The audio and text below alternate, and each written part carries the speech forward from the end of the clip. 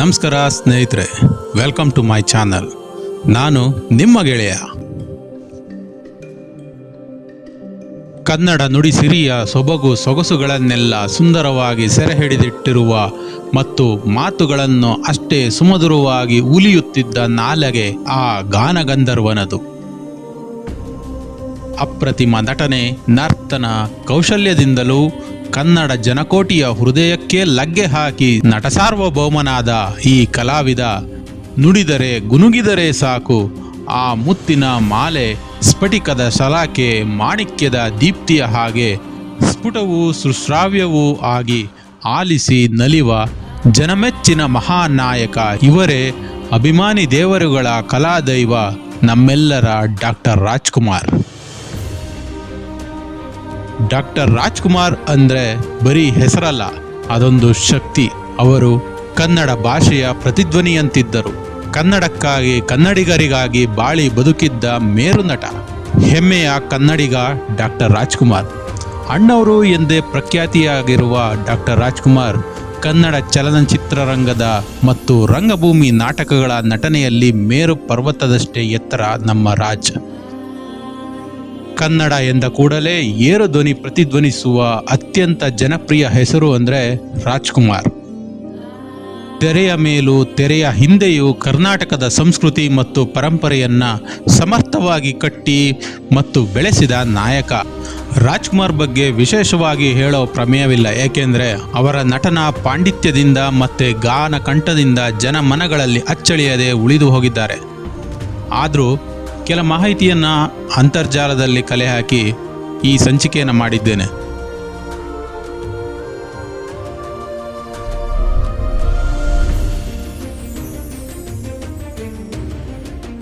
ರಾಜ್ಕುಮಾರ್ ಅವರನ್ನು ಸಿಂಗಾನಲ್ಲೂರು ಪುಟ್ಟಸ್ವಾಮಯ್ಯ ಮುತ್ತುರಾಜ್ ಅಂದರೆ ಬಹುತೇಕ ಜನರಿಗೆ ತಿಳಿಲಿಕ್ಕಿಲ್ಲ, ಏಕೆಂದರೆ ಚಾಮರಾಜನಗರದ ಸಿಂಗನಲ್ಲೂರು ಎಂಬ ಕುಗ್ರಾಮದ ಪುಟ್ಟ ಬಾಲಕ ಮುತ್ತುರಾಜ್ ಅವರನ್ನು ರಾಜ್ಕುಮಾರ್ನನ್ನಾಗಿ ಮಾಡಿದ್ದು ಇದೇ ಅಭಿಮಾನಿ ದೇವರುಗಳು.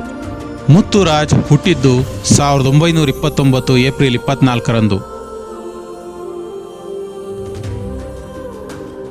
ಸಿಂಗಾನಲ್ಲೂರು ಪುಟ್ಟಸ್ವಾಮಯ್ಯ ಹಾಗೂ ಲಕ್ಷ್ಮಮ್ಮ ದಂಪತಿಗಳ ಹಿರಿಯ ಮಗನಾಗಿ ಆಗಿನ ತಮಿಳುನಾಡಿನ ಈರೋಡ್ ಜಿಲ್ಲೆಯ ತಾಳವಾಡಿ ತಾಲೂಕಿನ ದೊಡ್ಡ ಗಾಜನೂರು ಎಂಬ ಸಣ್ಣ ಹಳ್ಳಿಯಲ್ಲಿ.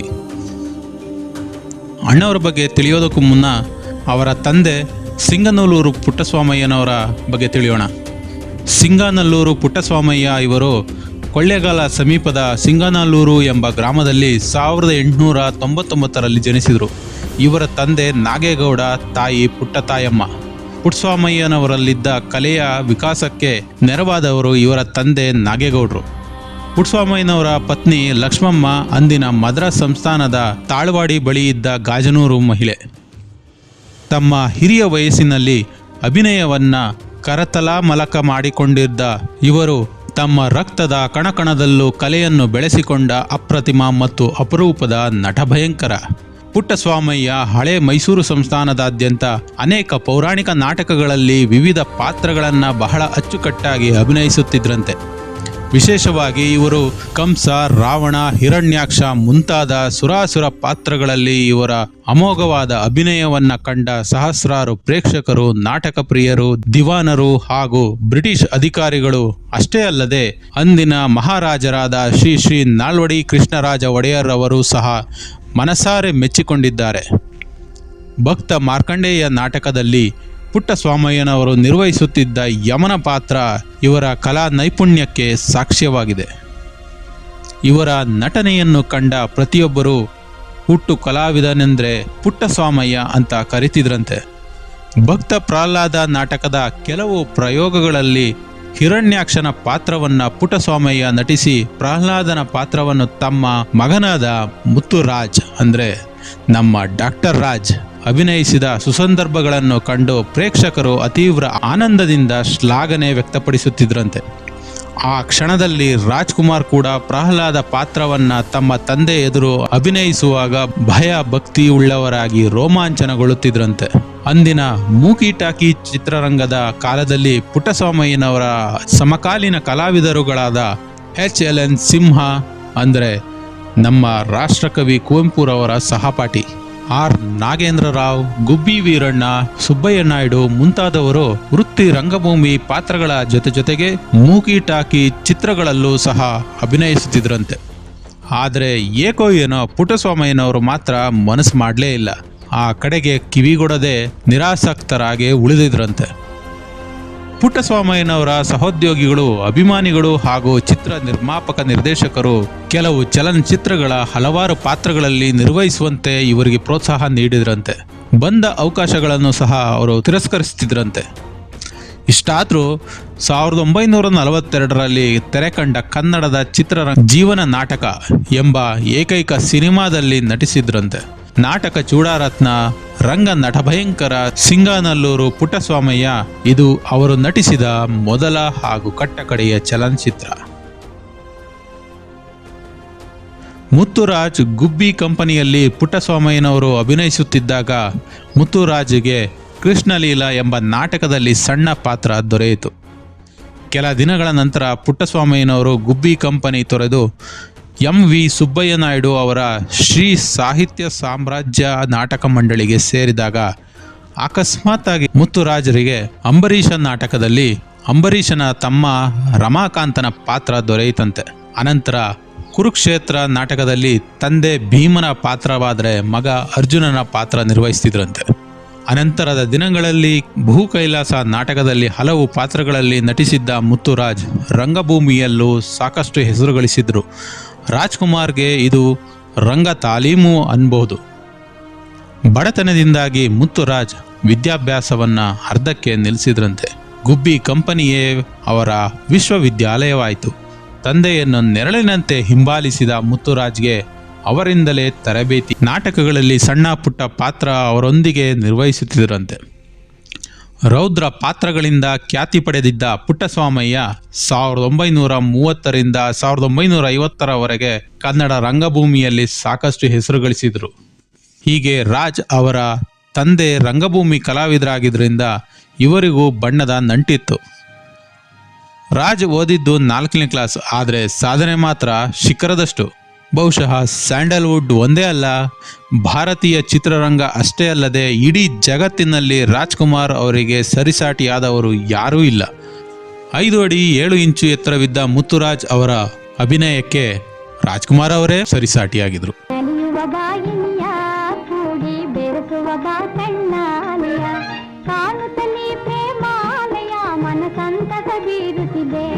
ಡಾಕ್ಟರ್ ರಾಜ್ ಅವರ ಮೊದಲ ಸಿನಿಮಾ ಬೇಡರ ಕಣ್ಣಪ್ಪ ಅಂತ ಹೇಳ್ತಾರೆ. ಆದರೆ ಅಸಲಿಗೆ ಡಾಕ್ಟರ್ ರಾಜ್ ಅವರ ಬೇಡರ ಕಣ್ಣಪ್ಪ ಸಿನಿಮಾಗೂ ಮೊದಲೇ ಕೆಲವೊಂದಿಷ್ಟು ಸಿನಿಮಾಗಳಲ್ಲಿ ಚಿಕ್ಕ ಚಿಕ್ಕ ಪಾತ್ರಗಳಲ್ಲಿ ಅಭಿನಯಿಸಿದ್ರು. ಕನ್ನಡ ಚಿತ್ರರಂಗದ ಇತಿಹಾಸದ ಪುಟಗಳಲ್ಲಿ ಡಾಕ್ಟರ್ ರಾಜ್ಕುಮಾರ್ ಅವರದೇ ಒಂದು ಪ್ರತ್ಯೇಕ ಅಧ್ಯಾಯವಿದೆ. ಕನ್ನಡ ಚಿತ್ರರಂಗದ ಪುಟವನ್ನು ಆವರಿಸಿಕೊಂಡಿರುವ ಡಾಕ್ಟರ್ ರಾಜ್ಕುಮಾರ್ ಕನ್ನಡ ಚಿತ್ರರಂಗ ಕಂಡ ವರ್ಣರಂಜಿತ ನಾಯಕ ನಟ. 12 ವರ್ಷದ ಬಾಲಕನಾಗಿರುವ ಎಸ್.ಪಿ. ಮುತ್ತುರಾಜ್ ಭಕ್ತ ಪ್ರಹ್ಲಾದ ಚಿತ್ರದಲ್ಲಿ ಬಾಲನಟನಾಗಿ ಕಾಣಿಸಿಕೊಂಡರು. ತಾನು ಅಭಿನಯಿಸಿದ ಮೊದಲ ಚಿತ್ರ ಭಕ್ತ ಪ್ರಹ್ಲಾದ ಎಂದು ಡಾಕ್ಟರ್ ರಾಜ್ಕುಮಾರ್ 1963ರ ದೀಪಾವಳಿ ಸಂಚಿಕೆಯೊಂದಕ್ಕೆ ನೀಡಿದ ಬರಹದಲ್ಲಿ ತಿಳಿಸಿದ್ದಾರೆ. 1951ರಲ್ಲಿ ಡಾಕ್ಟರ್ ರಾಜ್ ತಂದೆ ಪುಟ್ಟಸ್ವಾಮಯ್ಯನವರ ನಿಧನವಾಯಿತು.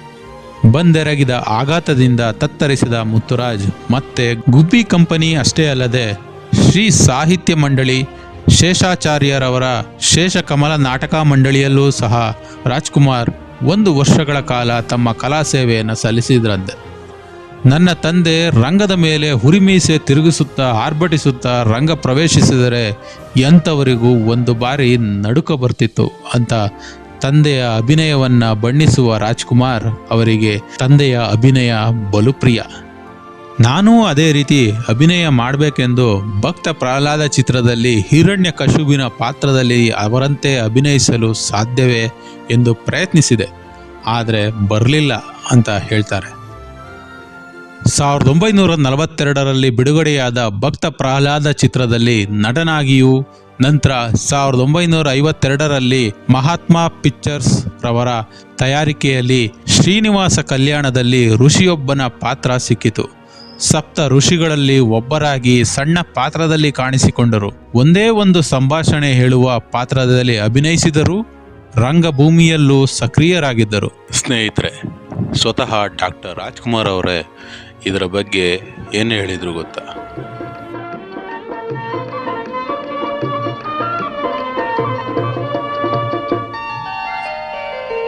ಇವರೇ ನಮ್ಮ ತಂದೆಯವರು, ನಮಗೆ ಬೆಳಕನ್ನು ತೋರಿಸ್ಕೊಟ್ಟ ದೇವರು, ಸಿಂಗಾಲೂರು ಪುಟ್ಟಸ್ವಾಮಿನವರು ಅಂತ. ಅಲ್ರಿ, ಇವ್ರ ತಂದೆಯವ್ರ ಪಾತ್ರ ನೀವು ನೋಡಿರ್ಲಿಲ್ಲ. ಕುರುಕ್ಷೇತ್ರದಲ್ಲಿ ಭೀಮ, ಕೃಷ್ಣಲೀಲೆಯಲ್ಲಿ ಕಂಸ, ಎಲ್ಲ ಪಾತ್ರಗಳು ನನ್ನ ಕಣ್ಣು ಕಟ್ಟದಾಗಿದೆ. ನಡೀರಿ, ಕೂತ್ಬಿಡಿ. ಸಾಧಾರಣವಾಗಿ ಅವರು ರಾಕ್ಷಸ ಪಾತ್ರಗಳನ್ನ ಮಾಡೋದ್ರಲ್ಲಿ ಎತ್ತಲು ಕೈ. ರಾವಣ, ಭೀಮ, ಕಂಸ, ಜಲಂಧರ ಈ ಪಾತ್ರಗಳನ್ನೆಲ್ಲ ನೋಡಿದ್ದ ನೆನಪೇ ನನಗೆ ಮಹಿಷಾಸುರ, ರಣಧೀರ್ ಕಂಠೀರವ ಇವುಗಳನ್ನೆಲ್ಲ ಮಾಡೋದಕ್ಕೆ ಸ್ಫೂರ್ತಿ ಕೊಡ್ತು. ಇವತ್ತಿನ ನನ್ನ ಈ ಏಳಿಗೆ ಅವ್ರ ಕಣ್ತುಂಬ ನೋಡಿದ್ರೆ ಬಹಳ ಸಂತೋಷ ಪಡ್ತಾ ಇದ್ರು. ಅವರ ಹೇಳ್ತಾ ಇದ್ದ ಒಂದೊಂದು ಮಾತು ನನ್ನ ಭವಿಷ್ಯದ ಬಗ್ಗೆ ಈಗ ನನಗೆ ನೆನಪು ಬರ್ತಾ ಇದೆ. ನಮ್ಮ ತಾಯಿಯವರು ನಾವೆಲ್ಲ ಕೂತ್ಕೊಂಡು ಜ್ಞಾಪಿಸ್ಕೊತಾ ಇರ್ತೀವಿ. ಒಟ್ಟಿನಲ್ಲಿ ಅವ್ರನ್ನ ಉಳಿಸ್ಕೊಳ್ಳೋ ಭಾಗ್ಯ ದೇವರು ನಮಗೆ ಕೊಡ್ಲಿಲ್ಲ ಅಷ್ಟೇ. ಅವರಲ್ಲಿ ಕಾಣ್ತಾ ಇಲ್ಲಲ್ಲ? ಅವ ಊರಲ್ಲಿದ್ದಾರೆ, ಗಾಜನೂರಿಗೆ. ವರದರಾಜು, ಪಾರ್ವತಿ ಶಾರದವನ್ನು ಕರ್ಕೊಂಡ್ಬ ಇಲ್ಲಿ. ಇವನೇ ನನ್ನ ತಮ್ಮ ವರದರಾಜು. ಈಕೆ ನನ್ನ ಹೆಂಡತಿ ಪಾರ್ವತಿ ಅಂತ. ಆಮೇಲೆ ಇವನ್ ನನ್ನ ಮೊದಲನೇ ಮಗ ನಾಗರಾಜ್ ಶಿವಪುಟ್ಟಸ್ವಾಮಿ ಅಂತ ಹೇಳಿ, ನಮ್ಮ ಅಪ್ಪಾಜಿಯವ್ರ ಹೆಸರು ಪುಟ್ಟಸ್ವಾಮಿ ಅಂತ ನಮ್ಮ ತಂದೆಯವರು. ಇವಳು ನನ್ನ ಎರಡನೇ ಮಗಳು ಲಕ್ಷ್ಮಿ ಅಂತ. ಅವರು ಮೂರನೇವರು ರಾಘವೇಂದ್ರ ರಾಜು ಅಂತ. ರಾಜಾರಾಮವ್ರೆ ನಿಮ್ಮ ಮಂತ್ರಾಲಯ ಮಾತಿನ ನಡೀತಾ ಇದ್ದ ಟೈಮ್ನಲ್ಲಿ ಆಕೆ ನನ್ನ ತಮ್ಮನ ಹೆಂಡತಿ ಶಾರದಮ್ಮ ಅಂತ. ಆತನ ಮಕ್ಕಳು ಅವಳು ಉಷಾ ಅಂತ, ಇವಳು ಆಶಾ ಅಂತ, ಲತಾ ಅಂತ ಹೇಳಿ ಕಾನ್ವೆಂಟ್ ಹೋಗಿದ್ದಾಳೆ. ಇವರು ಬಾಲಕೃಷ್ಣ ಅಂತ ನನ್ನ ಭಾವ ಹಾಗೂ ಸ್ನೇಹಿತ. ಆಕೆ ಆತನ ಪತ್ನಿ, ನನ್ನ ತಂಗಿ ಶಾರದಮ್ಮ. ಕೂತ್ಕೊಳ್ಳಿ, ಕೂತ್ಕೊಳ್ಳಿ, ಕೂತ್ಕೊಳ್ಳಿ. ಬಹಳ ಸುಂದರ ತಗೋತಾ ಇದ್ದೀರಾ. ಏನ್ಗೊಬ್ಬರಿಗೆ ಅವಶ್ಯಕ ತೊಂದ್ರೆ. ರಾಜ್ಕುಮಾರ್ ಅವ್ರೆ, ಇದು ಯಾರದ್ದು ಫೋಟೋ? ಅದು ಅಪ್ಪಣ್ಣಪ್ಪನವರು ಅಂತ ಹೇಳಿ ನಮಗೆ ನಮ್ಮ ತಂದೆಯವರು ಗುರುಗಳು ಮತ್ತು ಪೂಜ್ಯರು. ಇವತ್ತಿನ ನಮ್ಮ ಏಳಿಗೆಗೆ ಅವರ ಪ್ರೇಮಾಶೀರ್ವಾದ ಕಾರಣವೇ. ಈಗ ಅವರು ಕೊಯಮತ್ತೂರಿನಲ್ಲಿದ್ದಾರೆ. ಹೌದು. ರಾಜ್ಕುಮಾರ್ ಅವರೇ, ಮತ್ತೊಂದು ವಿಚಾರ ಕೇಳಿ. ನಿಮ್ಮ ಊರಿನ ವಿಷಯ ಮತ್ತು ನೀವು ನಾಟಕ ರಂಗದಿಂದ ಚಿತ್ರರಂಗಕ್ಕೆ ಬಂದ ರೀತಿ, ಇದನ್ನೆಲ್ಲ ನಿಮ್ಮ ಬಾಯಿಂದಲೇ ಕೇಳಿ ತಿಳ್ಕೋಬೇಕು ಅಂತ ನಮ್ಮೆಲ್ಲರ ಆಸೆ. ಹೌದು. ನಮ್ಮ ತಂದೆಯವ್ರ ಊರು ಸಿಂಗಾನಲ್ಲೂರು ಅಂತ ಹೇಳಿ ಕೊಳ್ಳೇಗಾಲದ ಹತ್ರ ಇದೆ. ನಾನು ಹುಟ್ಟಿದೂರು ನಮ್ಮ ತಾಯಿ ಊರು ದೊಡ್ಡಗಾಜನೂರು ಅಂತ. ಚಾಮರಾಜನಗರದಿಂದ 13 ಮೈಲಿ ದೂರದಲ್ಲಿರೋ ತಾಳ್ವಾಡಿ ಸಿರ್ಕಾದಲ್ಲಿದೆ. ಇನ್ನು ನಾನು ಹುಟ್ಟಿದ ಊರು, ನನಗೆ ತುಂಬಾ ಮಮತೆ ನಮ್ಮ ಊರಿನ ಮೇಲೆ.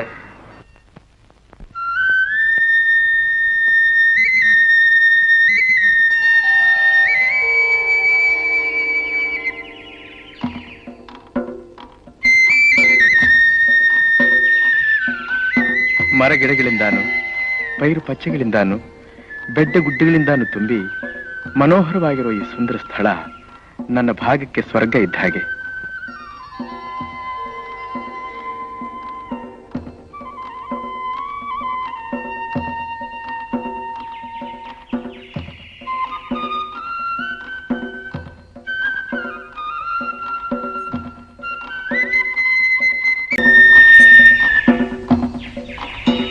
ಇದು ನಮ್ಮೂರಿನ ಮಂಟೇಸ್ವಾಮಿ ದೇವಸ್ಥಾನ. ಯುಗಾದಿ ಹಬ್ಬದ ದಿನ ಇಲ್ಲಿ ದೊಡ್ಡ ಕೊಂಡ ನಡೆಯುತ್ತೆ. ಕಣ್ಣಿಗೆ ಭಾರಿ ಹಬ್ಬ. ಈ ಗುಡಿ ನಮಗೆ ಶಾಲೆನೂ ಆಗಿತ್ತು. ಈ ಅಂಗಳದಲ್ಲೇ ನಾವು ಆಡಿ ಪಾಡಿ ನಲಿತಾ ಇದ್ವಿ.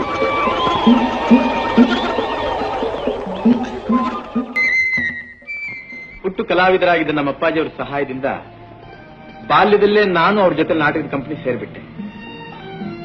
ಆಗ ಮದ್ರಾಸಿನ ಸುಪ್ರಸಿದ್ಧ ನಿರ್ದೇಶಕ ಮತ್ತು ನಿರ್ಮಾಪಕರಾಗಿದ್ದಂತಹ ಕೆ ಸುಬ್ರಹ್ಮಣ್ಯಂರವರು ಕನ್ನಡ ಪ್ರಹ್ಲಾದ ಚಿತ್ರವನ್ನ ಪ್ರಾರಂಭ ಮಾಡಿದ್ರು.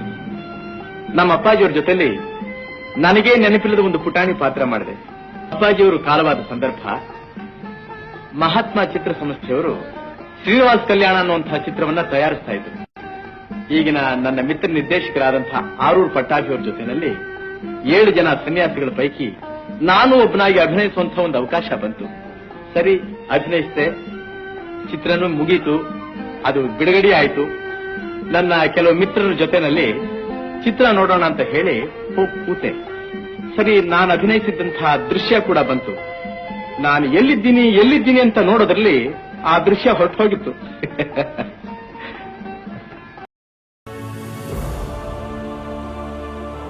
ಸಾವಿರದ 1953ರಲ್ಲಿ ಆಗಷ್ಟೇ ಮದುವೆಯಾಗಿದ್ದ ಮುತ್ತುರಾಜ್ ದಂಪತಿಗಳು ನಂಜನಗೂಡಿನಿಂದ ಮೈಸೂರಿಗೆ ಹೊರಡಲು ರೈಲ್ವೆ ನಿಲ್ದಾಣದಲ್ಲಿದ್ದರಂತೆ. ಅದೇ ಸಮಯಕ್ಕೆ HLN ಸಿಂಹ ಕಣ್ಣಪ್ಪನ ಪಾತ್ರಕ್ಕೆ ಹೊಸ ನಟನನ್ನು ಹುಡುಕುತ್ತಿದ್ದ ಸಮಯ. ಅಂದು ಕಟ್ಟುಮಸ್ತಾದ ಆಳು ಮುತ್ತುರಾಜ್ ಅವರನ್ನ ಕಂಡ ತಕ್ಷಣ ಈತನನ್ನೇ ಕಣ್ಣಪ್ಪನನ್ನಾಗಿ ಏಕೆ ಮಾಡಬಾರ್ದು ಅಂತ ಭಾವನೆ ಮೂಡಿತಂತೆ. ಮುತ್ತುರಾಜ್ ಬಳಿ ವಿಳಾಸವನ್ನು ಪಡೆದು ದಂಪತಿಗಳಿಗೆ ಶುಭ ಕೋರಿ HLN ಸಿಂಹ ಕಳಿಸ್ಕೊಟ್ರಂತೆ. ಕೆಲ ದಿನಗಳ ನಂತರ ಮೈಸೂರಿನ ಟೌನ್ ಹಾಲ್ನಲ್ಲಿ ಬೇಡರ ಕಣ್ಣಪ್ಪ ನಾಟಕ ಪ್ರದರ್ಶನಗೊಂಡು ಅದರಲ್ಲಿ ಮುತ್ತುರಾಜ್ ಕಣ್ಣಪ್ಪನ ಪಾತ್ರ ನಿರ್ವಹಿಸುತ್ತಿದ್ದಾರೆ ಅಂತ HLN ಸಿಂಹರವರಿಗೆ ತಿಳಿದು ಬಂತು. ಆ ದಿನ ಅರ್ಧ ಗಂಟೆ ನಾಟಕ ನೋಡಿ ಮುತ್ತುರಾಜ್ ಅವರ ತನ್ಮಯತೆಯ ಅಭಿನಯ ಕಂಡು ಸಿಂಹ ಸಂತೋಷಗೊಂಡರು. ಗುಣಸಿರೀಸ್ ಚಿತ್ರದ ಯಶಸ್ಸಿನಿಂದ ಪುಲಕಿತಗೊಂಡ ಗುಬ್ಬಿ ವೀರಣ್ಣ ಬೇಡರ ಕಣ್ಣಪ್ಪ ಚಿತ್ರ ತಯಾರಿಕೆಗೆ ಅಣಿಯಾಗುತ್ತಿದ್ರಂತೆ. ಚಿತ್ರದ ನಾಯಕ ಕಣ್ಣಪ್ಪನ ಪಾತ್ರಕ್ಕೆ ಭಕ್ತಿ ವಿನಯದ ಗಟ್ಟು ಮುಟ್ಟಾದ ಸ್ಫುರದ್ರೂಪಿ ಯುವಕನನ್ನ ಹುಡುಕಿಕೊಡಲು HLN ಸಿಂಹರವರಿಗೆ ಹೇಳಿದ್ರಂತೆ. ಪಾತ್ರಧಾರಿಯ ಹುಡುಕಾಟದಲ್ಲಿದ್ದ HLN ಸಿಂಹ ಗುಬ್ಬಿ ಕರ್ನಾಟಕ ಫಿಲಮ್ಸ್ನ ನಿರ್ಮಾಣದ ಬೇಡರ ಕಣ್ಣಪ್ಪ ಚಿತ್ರದಲ್ಲಿನ ಕಣ್ಣಪ್ಪನ ಪಾತ್ರಕ್ಕೆ ಈತನೇ ಸರಿಯಾದ ವ್ಯಕ್ತಿ ಎಂದುಕೊಂಡು ನಿರ್ಮಾಪಕ AVM ಚಟ್ಟಿಯಾರ್ ಅವರನ್ನ ಸಂಪರ್ಕಿಸಿ ಆ ಚಿತ್ರದ ಸಹ ನಿರ್ಮಾಪಕರಾಗಿದ್ದ ಗುಬ್ಬಿ ವೀರಣ್ಣನವರಿಗೆ ಈ ವಿಷಯ ತಿಳಿಸಿ ಅವರನ್ನ ಒಪ್ಪಿಸಿದ್ರಂತೆ. ನಂತರ ಮುತ್ತುರಾಜ್, GV ಅಯ್ಯರ್ ಹಾಗೂ ನರಸಿಂಹರಾಜು ಈ ಮೂವರನ್ನು ಸ್ಕ್ರೀನ್ ಟೆಸ್ಟ್ಗೆ ಮದ್ರಾಸಿಗೆ ಬರಲು ಆಹ್ವಾನಿಸಿದರು. ಮದ್ರಾಸು ಸ್ಕ್ರೀನ್ ಟೆಸ್ಟ್ ನೋಡಿದ ನಿರ್ಮಾಪಕ AVM ಚಟ್ಟಿಯಾರ್ ಅವರು HLN ಸಿಂಹರವರ ಬಳಿ ಹೋಗಿ, ಈ ಉದ್ದ ಮೂಗಿನ ಮತ್ತೆ ಅಲ್ಲುಬು ಇರೋ ಇವರನ್ನ ಹಾಕೊಂಡು ಏನ್ ಚಿತ್ರ ಮಾಡ್ತೀಯ ಅಂತ ಕೇಳಿದ್ರಂತೆ. ಆದರೆ HLN ಸಿಂಹರವರು ನಿರ್ಮಾಪಕ AVM ಚಟ್ಟಿಯಾರ್ಗೆ ಈ ಪಾತ್ರಕ್ಕೆ ಇವರೇ ಸರಿಯಾದ ವ್ಯಕ್ತಿಗಳು ಎಂದು ಹೇಳಿ ಒಪ್ಪಿಸಿದ್ರಂತೆ. ಮುತ್ತುರಾಜ್ ಅವರಿಗೆ ಬೇಡರ ಕಣ್ಣಪ್ಪ ಚಿತ್ರಕ್ಕಾಗಿ 1800 ರೂಪಾಯಿ ನೀಡಿ ಅವರಿಗೆ ರಾಜ್ಕುಮಾರ್ ಅಂತ HLN ಸಿಂಹ ಮರುನಾಮಕರಣ ಮಾಡಿದ್ರಂತೆ. ಕಣ್ಣಪ್ಪನ ಪಾತ್ರಕ್ಕೆ ರಾಜ್ ಅವರಿಗೂ ಮುನ್ನ ವೃತ್ತಿ ರಂಗಭೂಮಿ ಕಲಾವಿದರಾದ SR ರಾಜನ್ ಮತ್ತು ಎಲಿವಾಳ ಸಿದ್ದಸ್ವಾಮಿ ಅವರ ಹೆಸರು ಪ್ರಸ್ತಾಪವಿತ್ತಂತೆ. ಚಿತ್ರರಂಗದ ಸಹ ನಿರ್ಮಾಪಕರಾದ ಗುಬ್ಬಿ ವೀರಣ್ಣ ಮತ್ತು HLN ಸಿಂಹರವರ ಒತ್ತಾಸೆಯ ಮೇರೆಗೆ ಅಂತಿಮವಾಗಿ ರಾಜ್ಕುಮಾರ್ ಆಯ್ಕೆಯಾಗಿದ್ರಂತೆ. ಸ್ನೇಹಿತರೆ, ಸ್ವತಃ ಡಾಕ್ಟರ್ ರಾಜ್ಕುಮಾರ್ ಅವರೇ ಇದರ ಬಗ್ಗೆ ಏನು ಹೇಳಿದ್ರು ಗೊತ್ತಾ? ಗುಬ್ಬಿ ಕರ್ನಾಟಕ ಸಂಸ್ಥೆಯ ಯಜಮಾನರಾದ ವೀರಣ್ಣನವರು, ದುಮ್ಮಿ ಮುರುಗಪ್ಪನವರು, ಬಸವರಾಜಪ್ಪನವರು, ನಮ್ಮ HLN ಸಿಂಹ ಅವರು, ಮೇಯಪ್ಪ ಚೆಟ್ಟಿಯಾರ್ ಜೊತೆಲಿ ತಯಾರಿಸಲಿದ್ದ ಚಿತ್ರದಲ್ಲಿ ಪಾತ್ರ ಅಭಿನಯಿಸೋದಕ್ಕೋಸ್ಕರ ನನ್ನನ್ನ ಮದ್ರಾಸು ಕರ್ಕೊಂಡು ಬಂದರು. ಮುತ್ತುರಾಜು ಆಗಿದ್ದ ನನ್ನನ್ನ ರಾಜ್ಕುಮಾರ್ನನ್ನಾಗಿ ನಿಲ್ಲಿಸಿದ ಮೊದಲನೇ ಚಿತ್ರ ಬೇಡರ ಕಣ್ಣಪ್ಪ. ಮದ್ರಾಸಿನ AVM ಸಂಸ್ಥೆಯ ಸಹಯೋಗದೊಂದಿಗೆ ಗುಬ್ಬಿ ವೀರಣ್ಣನವರು ನಿರ್ಮಿಸಿದ ಬೇಡರ ಕಣ್ಣಪ್ಪ ಚಿತ್ರ 1954ರ ಮೇ 7ರಂದು ರಾಜ್ಯದಾದ್ಯಂತ 20 ಚಿತ್ರಮಂದಿರಗಳಲ್ಲಿ ತೆರೆ ಕಂಡಿತು. ಪ್ರೇಕ್ಷಕರ ಉತ್ತಮ ಪ್ರತಿಕ್ರಿಯೆ ಪಡೆದ ಬೇಡರ ಕಣ್ಣಪ್ಪ ಚಿತ್ರ ಬೆಂಗಳೂರಿನ ನಾಗ ಚಿತ್ರಮಂದಿರದಲ್ಲಿ ಮತ್ತೆ ಮೈಸೂರಿನ ಅಪೆರಾ ಚಿತ್ರಮಂದಿರಗಳಲ್ಲಿ ಶತದಿನೋತ್ಸವ ಆಚರಿಸಿಕೊಂಡಿತು.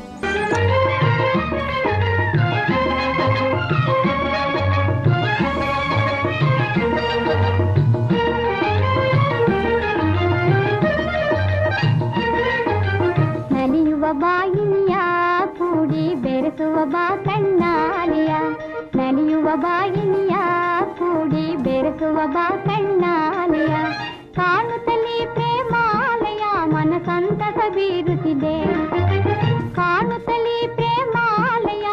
ಸ್ನೇಹಿತರೆ, ಬೇಡರ ಕಣ್ಣಪ್ಪ ಚಿತ್ರದ ನಲಿಯುವ ಬಾ ಇನಿಯ ಎಂಬ ಗೀತೆಯ ಮುಖಾಂತರ ಡಾಕ್ಟರ್ ರಾಜ್ ನಾಯಕರಾಗಿ ಅಭಿನಯಿಸಿದ ತೆರೆಯ ಮೇಲೆ ಕಾಣಿಸಿಕೊಂಡ್ರು.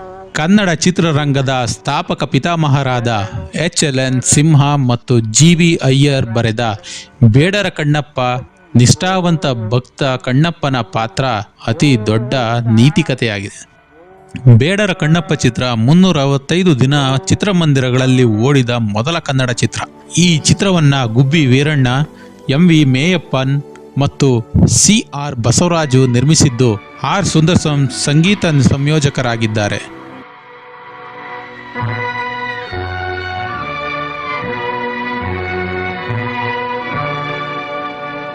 ಶರಣು ಶಂಕರ ಶಂಭೋ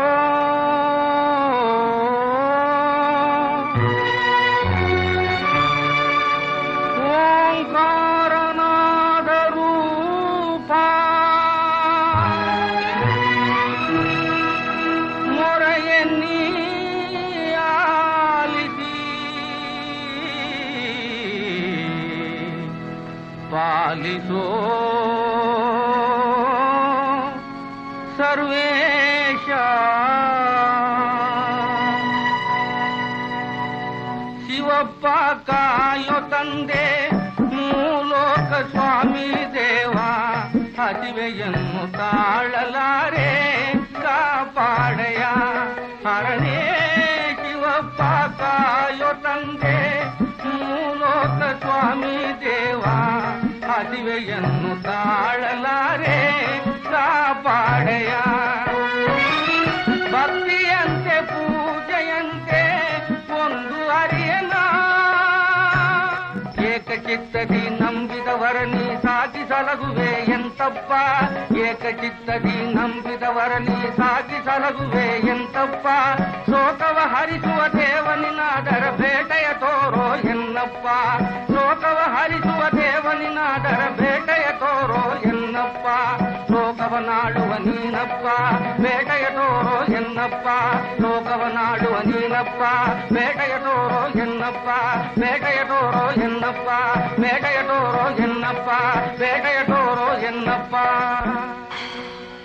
ಶಿವಪ್ಪ ಕಾಯೋ ತಂದೆ ಹಾಡು ಇನ್ನೂ ಶ್ರೇಷ್ಠವಾಗಿ ಉಳಿದಿದೆ. ಬೇಡರ ಕಣ್ಣಪ್ಪ ಚಿತ್ರಕ್ಕೆ ಛಾಯಾಗ್ರಾಹಕ ಎಸ್ ಮಾರುತಿ ರಾವ್ ಮತ್ತು ಕೆ ಶಂಕರ್ ಸಂಕಲನಕಾರರಾಗಿ ಕಾರ್ಯನಿರ್ವಹಿಸಿದ್ದಾರೆ. ಪಂಡರಿಬಾಯಿ, ಕುಶಲಕುಮಾರಿ, GV ಅಯ್ಯರ್ ಮತ್ತು ಇನ್ನೂ ಅನೇಕ ಕಲಾವಿದರು ಈ ಚಿತ್ರದಲ್ಲಿ ನಟಿಸಿದ್ದಾರೆ. ಬೇಡರ ಕಣ್ಣಪ್ಪ ಚಿತ್ರ ಶತದಿನೋತ್ಸವವನ್ನು ಪೂರೈಸಿ ಎಲ್ಲೆಡೆ ಸಂಭ್ರಮ ಸಡಗರ. ರಾಜ್ ಅಭಿನಯದ ಪ್ರಶಂಸೆ ಇದು ಕನ್ನಡದಲ್ಲಿ ತಾರಾಮೌಲ್ಯ ಉದಯಕ್ಕೂ ಕಾರಣ ಆಯಿತು. ಬೇಡರ ಕಣ್ಣಪ್ಪ ಚಿತ್ರ ರಾಷ್ಟ್ರ ಪ್ರಶಸ್ತಿ ಪಡೆದ ಮೊದಲ ಚಿತ್ರವಾಗಿದ್ದು ಇದು ಕನ್ನಡ ಚಿತ್ರರಂಗದಲ್ಲೇ ಒಂದು ಮೈಲುಗಲ್ಲಾಯಿತು. ಮುಂದೆ ಈ ಸಿನಿಮಾ ತೆಲುಗು ಭಾಷೆಯಲ್ಲಿ ಕಾಳಹಸ್ತಿ ಮಹಾತ್ಮ್ಯಂ, ತಮಿಳಿನಲ್ಲಿ ವೇಡನ್ ಕಣ್ಣಪ್ಪ ಮತ್ತು ಹಿಂದಿಯಲ್ಲಿ ಶಿವಭಕ್ತ ಭಾಷೆಗಳಲ್ಲೂ ತಯಾರಾಯಿತು. 3 ಅವತರಣಿಕೆಗಳಲ್ಲಿ HLN ಸಿಂಹಾರವರೇ ನಿರ್ದೇಶಕರಾಗಿದ್ದರು. ತೆಲುಗು ಅವತರಣಿಕೆಯಲ್ಲಿ ರಾಜ್ ಅವರೇ ನಾಯಕನಾಗಿ ಅಭಿನಯಿಸಿದ್ದು, ಮಾಲತಿ ನಾಯಕಿಯಾಗಿದ್ದರು.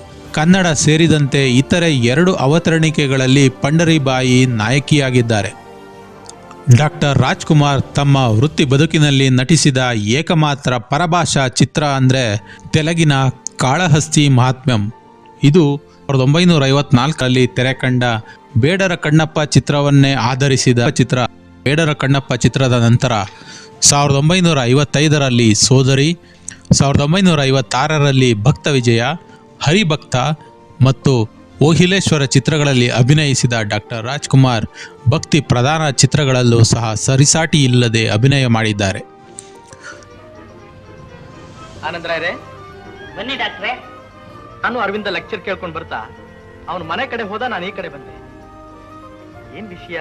ವರದಕ್ಷಿಣೆ ಬಾಕಿ ಹಣ ತಗೊಂಡ್ ಬಾ ಅಂತ ಕಳಿಸ್ಕೊಟ್ಟಿದ್ದಾರೆ ನಿಮ್ ರಾಯರು. ಹಣ ತಗೊಂಬ. ಮೊದಲ 3 ವರ್ಷಗಳಲ್ಲೂ ಭಕ್ತಿ ಪ್ರಧಾನ ಚಿತ್ರಗಳಲ್ಲಿ ಅಭಿನಯಿಸಿದ್ದರಿಂದ 1957ರಲ್ಲಿ ತೆರೆಕಂಡ ರಾಯರ ಸೊಸೆ ಚಿತ್ರದ ಬಗ್ಗೆ ಎಲ್ಲರಲ್ಲೂ ಸಹಜವಾಗಿ ಕುತೂಹಲ ಮೂಡಿತು.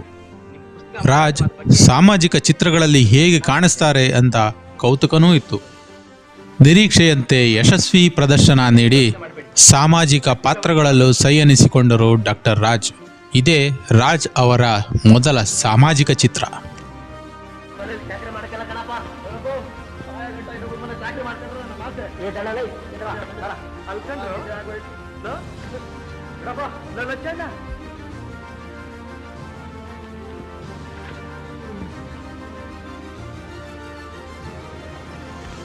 ನಂದು ಆಸೆ ಇಲ್ಲ ಕಂಡ್ರು. ನ್ಯಾಯವಾಗಿ, ಸತ್ಯವಾಗಿ, ಧರ್ಮವಾಗಿ ನಡೆಯೋರ್ನ ಶಿವ ಎಂದೂ ಕೈ ಬಿಡಕ್ಕಿಲ್ಲ ಕಂಡ್ರು. ನನ್ನ ಕಂದುಗಳ ಒಂದಲ್ಲ ಒಂದಿನ ನಮ್ ಕನಸು ನನ್ಸಾಗ್ತೈತೆ ಕಂಡ್ರು ನನ್ ಕಂದಗಳ. 1960-70ರ ದಶಕದ ಕಾಲದಲ್ಲಿ ರಾಜ್ಕುಮಾರ್, ಕಲ್ಯಾಣ್ ಕುಮಾರ್ ಹಾಗೂ ಉದಯ್ ಕುಮಾರ್ ಖ್ಯಾತ ನಟರಾಗಿದ್ದಾರೆ. ರಾಜ್ಕುಮಾರ್ ಹಾಗೂ ಉದಯ್ ಕುಮಾರ್ ಒಟ್ಟು 36 ಸಿನಿಮಾಗಳಲ್ಲಿ ಒಟ್ಟಿಗೆ ಅಭಿನಯಿಸಿದ್ದಾರೆ. ಇದು ಕನ್ನಡ ಸಿನಿಮಾ ರಂಗದಲ್ಲೇ ಮಹತ್ವದ ಮೈಲಿಗಲ್ಲು ಎನ್ನಬಹುದು. ರಾಜ್ಕುಮಾರ್, ಉದಯ್ ಕುಮಾರ್ ಮತ್ತು ಕಲ್ಯಾಣ್ ಕುಮಾರ್ ಈ ಮೂರನ್ನ ಕನ್ನಡ ಚಿತ್ರರಂಗದ ಕುಮಾರತ್ರಯರು ಅಂತ ಕರೀತಿದ್ರಂತೆ. 1960ರ ದಶಕದಲ್ಲಿ ಕಣ್ತೆರೆದು ನೋಡು, ಗಾಳಿಗೋಪುರ, ನಂದಾದೀಪ, ಸಾಕುಮಗಳು, ನಾಂದಿ ಅಂತಹ ಸಾಮಾಜಿಕ ಚಿತ್ರಗಳಲ್ಲೂ ಹಾಗೂ ರಣಧೀರ ಕಂಠೀರವ, ಕಿತ್ತೂರು ಚೆನ್ನಮ್ಮ, ಇಮ್ಮಡಿ ಪುಲಕೇಶಿ, ಶ್ರೀಕೃಷ್ಣ ದೇವರಾಯದಂತಹ ಮುಂತಾದ ಐತಿಹಾಸಿಕ ಚಿತ್ರಗಳಲ್ಲೂ ಸಹ ರಾಜ್ ಅವರ ಅಭಿನಯ ಅಮೋಘವಾದದ್ದು. ಸಮಸ್ತ ರಾಜಾಧಿರಾಜ ವೀರ ಭುಜಬಲ ಪ್ರತಾಪ ಕನ್ನಡ ರಾಜ್ಯ ರಮಾರಮಣ ಕರ್ನಾಟಕ ರತ್ನ ಸಿಂಹಾಸನಾಧೀಶ್ವರ ಶ್ರೀ ವಿರೂಪಾಕ್ಷ ಪಾದ ಪದ್ಮಾರಾಧಕ ಶ್ರೀ ಶ್ರೀ ಶ್ರೀ ಕೃಷ್ಣದೇವ ಸಾರ್ವಭೌಮ ಪರಾಟ್ ಬಹುಪರಾಟ್ ಶ್ರೀ ಶ್ರೀ ಶ್ರೀ ಕೃಷ್ಣದೇವರಿಗೆ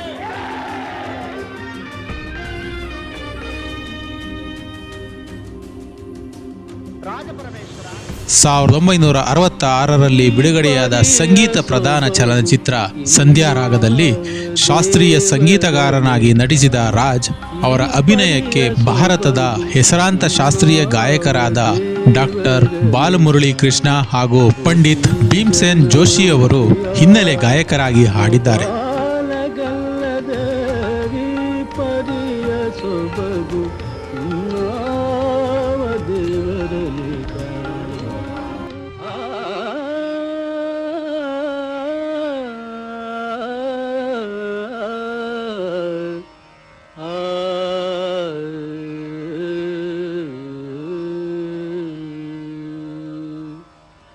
ತಿಳಿಸೋ ಇಲ್ಲ ಮುಳುಗಿಸೋ, ತಿಳಿಸೋ ಇಲ್ಲ ಮುಳುಗಿಸೋ, ನಿನ್ನ ಕಾಲಿಗೆ ಬಿದ್ದೆನು ಪರಮತ್ ಪಾಳ, ಕಾಲಿಗೆ ಬಿದ್ದೆನು ಪರಮಾತ್ ಪಾಳ, ತಿಳಿಸೋ ಇಲ್ಲ ಮುಳುಗಿಸೋ, ತಿಳಿಸೋ ಇಲ್ಲ ಮುಳುಗಿಸೋ. ಇದೇ ವರ್ಷ ಅಂದರೆ 1966ರಲ್ಲಿ ತೆರೆಕಂಡ ಮಂತ್ರಾಲಯ ಮಹಾತ್ಮೆ ಚಿತ್ರದಲ್ಲಿ ರಾಜ್ಕುಮಾರ್ ಶ್ರೀ ಗುರು ರಾಘವೇಂದ್ರ ಸ್ವಾಮಿಗಳ ಪಾತ್ರದಲ್ಲಿ ನಟಿಸಿದ್ದು ತಮ್ಮ ಚಿತ್ರ ಬದುಕಿನಲ್ಲೇ ಮಿಕ್ಕೆಲ್ಲ ಚಿತ್ರಗಳಿಗಿಂತಲೂ ಹೆಚ್ಚು ತೃಪ್ತಿಕರ ಎಂದು ಹಲವು ಬಾರಿ ತಮ್ಮ ಸಂದರ್ಶನಗಳಲ್ಲಿ ಡಾಕ್ಟರ್ ರಾಜ್ ತಿಳಿಸಿದ್ದಾರೆ. ನಂತರ 1200 ಸಾಲಿಗ್ರಾಮಗಳನ್ನಿಟ್ಟು ಸಂಪುಟವನ್ನಿಟ್ಟು ಮೇಲೆ ಮೃತ್ತಿಕೆಯನ್ನು ಹಾಕಿಬಿಡಿ. ಸ್ನೇಹಿತರೆ, ಮತ್ತೊಂದು ವಿಶೇಷ ಅಂದರೆ ಪಾತ್ರಗಳಿಗೆ ಜೀವ ತುಂಬುವ ರಾಜ್ ಆ ಪಾತ್ರಕ್ಕಾಗಿ ತಪಸ್ಸೆ ಮಾಡ್ತಿದ್ರಂತೆ. ಇದಕ್ಕೊಂದು ಚಿಕ್ಕ ಉದಾಹರಣೆ ಅಂದರೆ ಮಂತ್ರಾಲಯ ಮಹಾತ್ಮೆ ಸಿನಿಮಾ ವೇಳೆ ನಡೆದದ್ದು. ಅಸಲಿಗೆ ರಾಜ್ ನಾನ್ ವೆಜ್ ಪ್ರಿಯರು, ಅದರಲ್ಲೂ ನಾಟಿಗೋಳಿ ಸಾರು, ರಾಗಿ ಮುದ್ದೆ ಅಂದರೆ ಅವರಿಗೆ ಪಂಚಪ್ರಾಣ. ಹೀಗಿರುವಾಗ ಮಂತ್ರಾಲಯ ಮಹಾತ್ಮೆಯ ಶ್ರೀ ಗುರು ರಾಘವೇಂದ್ರ ಸ್ವಾಮಿಗಳ ಪಾತ್ರಕ್ಕಾಗಿ ರಾಜ್ ಮಾಂಸಾಹಾರವನ್ನೇ ತ್ಯಜಿಸಿದ್ರಂತೆ. ಪಾತ್ರ ಒಪ್ಪಿಕೊಂಡ ದಿನದಿಂದ ಶೂಟಿಂಗ್ ಮುಗಿಯುವ ತನಕ ಮಾಂಸಾಹಾರವನ್ನೇ ಸಂಪೂರ್ಣವಾಗಿ ತ್ಯಜಿಸಿಬಿಟ್ಟಿದ್ರಂತೆ ಡಾಕ್ಟರ್ ರಾಜ್. ಸ್ನೇಹಿತರೆ, ಡಾಕ್ಟರ್ ರಾಜ್ ಈ ಪಾತ್ರ ಮಾಡಬಾರ್ದು ಅಂತ ಆ ಕಾಲದಲ್ಲಿ ಕೆಲ ಜನ ಪ್ರತಿಭಟನೆಯನ್ನು ಮಾಡಿದ್ದುಂಟು. ಏಕೆ ಗೊತ್ತಾ? ಅದು ಶ್ರೀ ಗುರು ರಾಘವೇಂದ್ರ ಸ್ವಾಮಿಗಳ ಜೀವನ ಚರಿತ್ರೆಯ ಕುರಿತಾದ ಚಿತ್ರ. ಮಂತ್ರಾಲಯ ಮಹಾತ್ಮೆ ಚಿತ್ರದ ಗುರುರಾಯರ ಪಾತ್ರವನ್ನು ಡಾಕ್ಟರ್ ರಾಜ್ಕುಮಾರ್ ಅವರು ಮಾಡಬೇಕು ಅಂದಾಗ ಕ್ಷುಲ್ಲಕವಾದ ಮತ್ತು ಪ್ರತಿಭಟನಾಕಾರಿಯಾದ ಮಾತುಗಳು ಕೇಳಿಬಂದವು. ಏಕೆಂದರೆ ರಾಜ್ಕುಮಾರ್ ಬ್ರಾಹ್ಮಣ ಅಲ್ಲ ಅಂತ. ಇದು ಯಾವ ಮಟ್ಟಕ್ಕೆ ಹೋಗಿತ್ತು ಅಂದರೆ ಮಂತ್ರಾಲಯದಲ್ಲಿ ರಾಜ್ಕುಮಾರ್ ಅವರಿಗೆ ಉಳಿಯೋದಕ್ಕೆ ರೂಮ್ ಸಹ ಸಿಗಲಿಲ್ಲ. ಇದೆಲ್ಲದರ ನಡುವೆ ರಾಜ್ಕುಮಾರ್ ತಮ್ಮ ವಿನಯ ತೋರಿದ ಪರಿ ನಿಮ್ಮನ್ನ ಒಂದು ಕ್ಷಣ ಮಂತ್ರಮುಗ್ಧ ಮಾಡದೇ ಇರೋದು. ರಾಜ್ ಅವರು ಬೀದಿಯಲ್ಲೇ ಮಲಗಿ ಸಾರ್ವಜನಿಕ ಶೌಚಾಲಯವನ್ನೇ ಉಪಯೋಗಿಸಿ ಚಿತ್ರೀಕರಣ ಮುಗಿಸ್ತಾರೆ.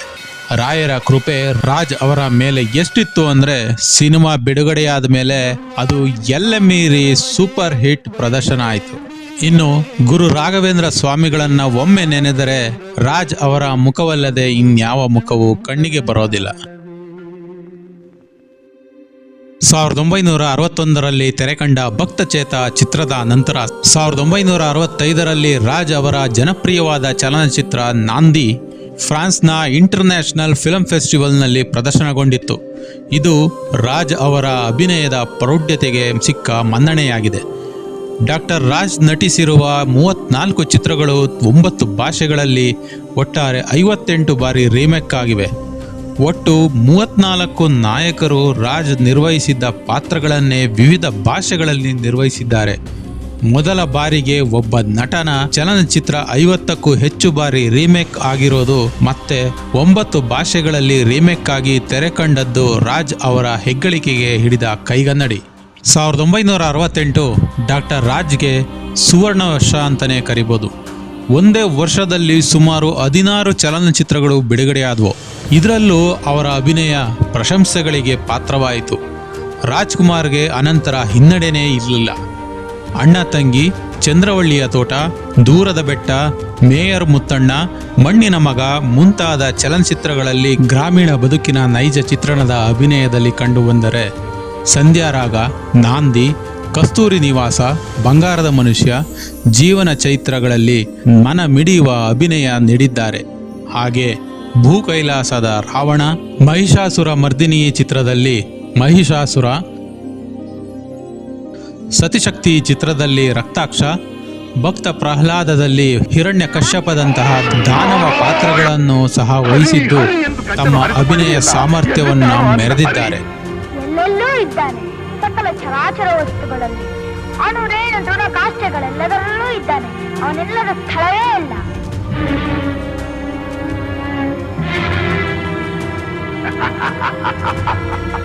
ಸಕಲ ಚರಾಚರ ವಸ್ತುಗಳಲ್ಲಿ ಅನುರೇಣು ತೃಣಕಾಷ್ಟಗಳೆಲ್ಲದರಲ್ಲೂ ಇರುವನು. ಈ ಭೂಮಿಯಲ್ಲಿ, ಅಲ್ಲಿಯೂ ಇರುವನು. ಆಕಾಶದಲ್ಲಿ, ಅಲ್ಲಿಯೂ ಇದ್ದಾನೆ. ಬೆಂಕಿಯಲ್ಲಿ, ಅಲ್ಲಿಯೂ ಇದ್ದಾನೆ. ನೀರಿನಲ್ಲಿ, ಅಲ್ಲಿಯೂ ಇದ್ದಾನೆ. ಗಾಳಿಯಲ್ಲಿ, ಅಲ್ಲಿಯೂ ಇದ್ದಾನೆ. ನನ್ನಲ್ಲಿ, ನಿನ್ನಲ್ಲಿಯೂ ಇದ್ದಾನೆ. ನಿನ್ನಲ್ಲಿ, ನನ್ನಲ್ಲಿಯೂ ಇದ್ದಾನೆ. ನಿನ್ನಲ್ಲಿದ್ದರೂ ಇರಬಹುದು, ನಿನ್ನಲ್ಲಿದ್ದರೂ ಇರಬಹುದು.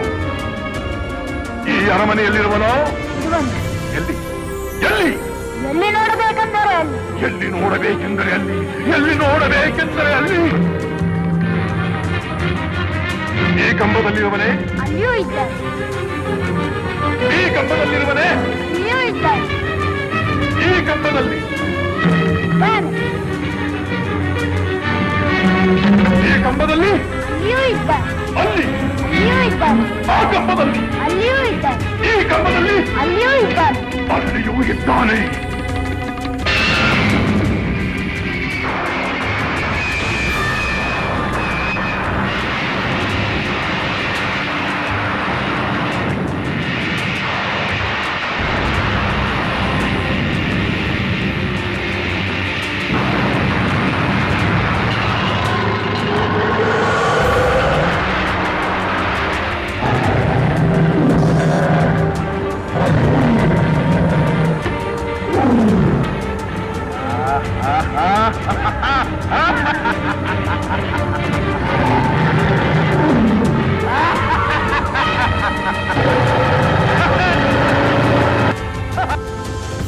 ಇಮ್ಮಡಿ ಪುಲಕೇಶಿ, ರಣಧೀರ ಕಂಠೀರವ,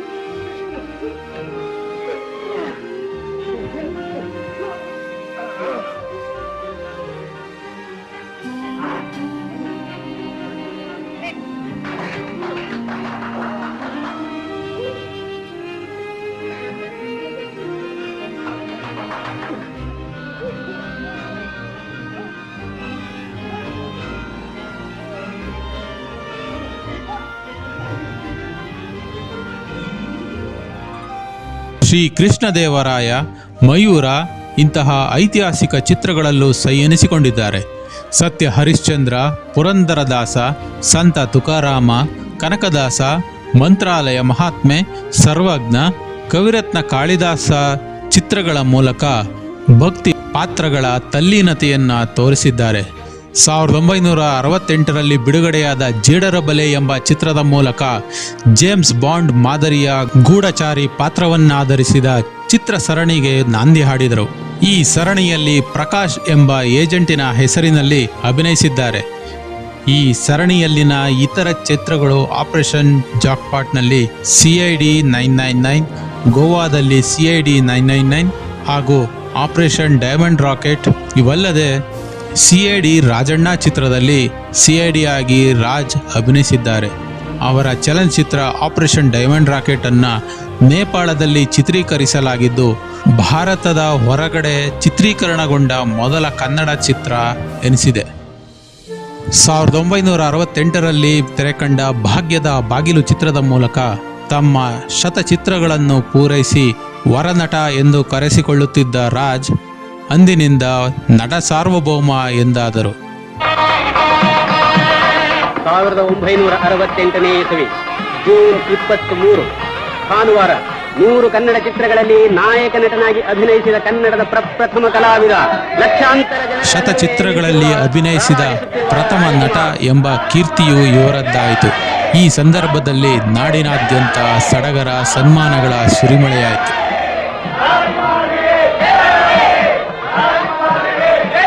ಬೆಂಗಳೂರು ನಗರದ ಮೈಸೂರು ಬ್ಯಾಂಕಿನ ವೃತ್ತದ ಬಳಿ ಇರುವ ಆಂಜನೇಯ ಸ್ವಾಮಿ ದೇವಾಲಯದಿಂದ ಅವೆನ್ಯೂ ರಸ್ತೆಯ ಮಾರ್ಗವಾಗಿ ಮಹಾನ್ ನಟನ ಮೆರವಣಿಗೆ ಹೊರಟಿದೆ ಮಂಗಳವಾದ್ಯಗಳೊಡನೆ. ಹಿಂದೆಂದೂ ಕಾಣದಷ್ಟು ಅಪಾರ ಜನಸಂದಣಿ.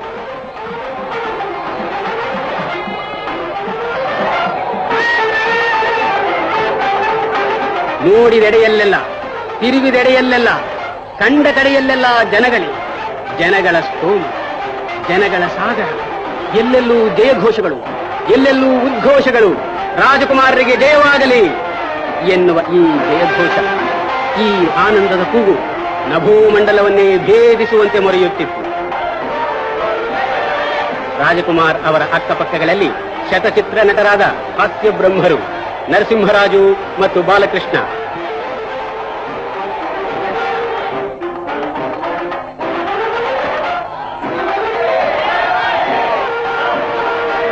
ವರನಟನ ಮೆರವಣಿಗೆಯ ಸಾಲಿನಲ್ಲಿ ಆತನ ಸಹೋದ್ಯೋಗಿಗಳೂ ಭಾಗವಹಿಸಿರುವುದು ಜನತೆಯ ಕಣ್ಣಿಗೆ ಹಬ್ಬವನ್ನಾಗಿಸಿದೆ. ಅದೋ ನೋಡಿ, ಎಲ್ಲರೂ ನಿಮ್ಮ ಕಣ್ಣು ಮುಂದೆ ಇದ್ದಾರೆ. ಓಹೋ, ಇವರಾರು? ನಟಿಯರ ಸಮೂಹವೇ ಇದೆಯಲ್ಲ ಇಲ್ಲಿ.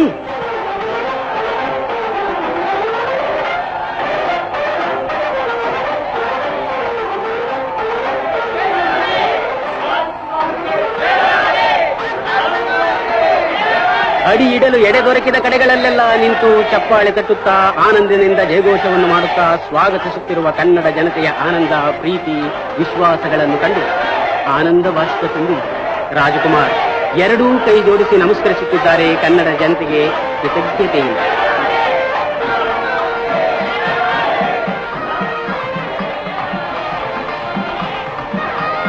ಮೆರವಣಿಗೆ ಕೃಷ್ಣರಾಜೇಂದ್ರ ಮಾರ್ಕೆಟ್ ಬಳಿ ಬಂದು ನರಸಿಂಹರಾಜ ರಸ್ತೆ ಕಡೆಗೆ ತಿರುಗುತ್ತಿದೆ.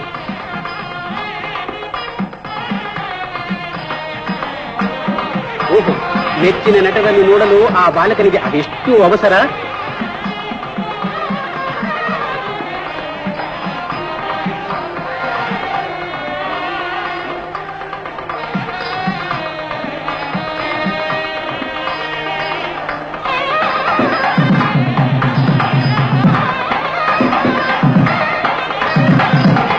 ರಾಜಕುಮಾರ್ ತಮ್ಮ ಪ್ರೀತಿಯ ಕುಮಾರ ಕಂಠೀರುವ ಅಪ್ಪಾಜಿಯನ್ನು ಮೇಲೆತ್ತಿ ಜನತೆಗೆ ತೋರಿಸುತ್ತಿದ್ದಾರೆ ಅಭಿಮಾನದಿಂದ.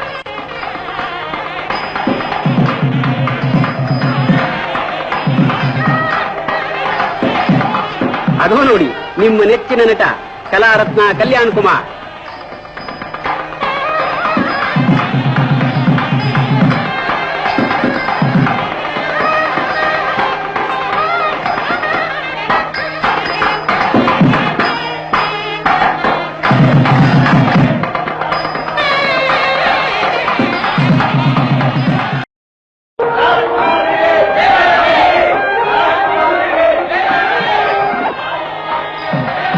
ವರನಟ ರಾಜಕುಮಾರ್ ಅಲಂಕೃತ ವಾಹನದಿಂದಿಳಿದು ವೇದಿಕೆಯ ಕಡೆಗೆ ನಡೆಯುತ್ತಿದ್ದಾಗ ಪೂರ್ಣ ಕುಂಭದ ಮರ್ಯಾದೆಯೊಡನೆ ಅವರನ್ನು ಸ್ವಾಗತಿಸಲಾಯಿತು.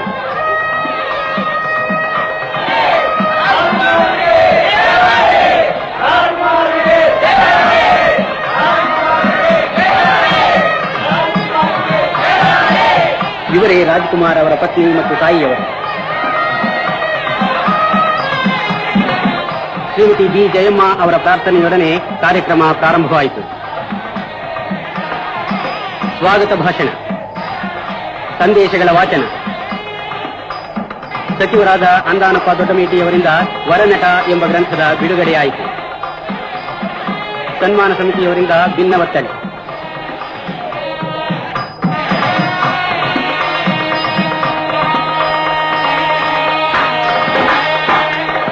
ಹಿರಿಯ ನಿರ್ಮಾಪಕ ನಿರ್ದೇಶಕ ಬಿ.ಆರ್. ಪಂತುಲು ಅವರು ವರನಟನಿಗೆ ಹಾರ ಅರ್ಪಿಸಿದರು.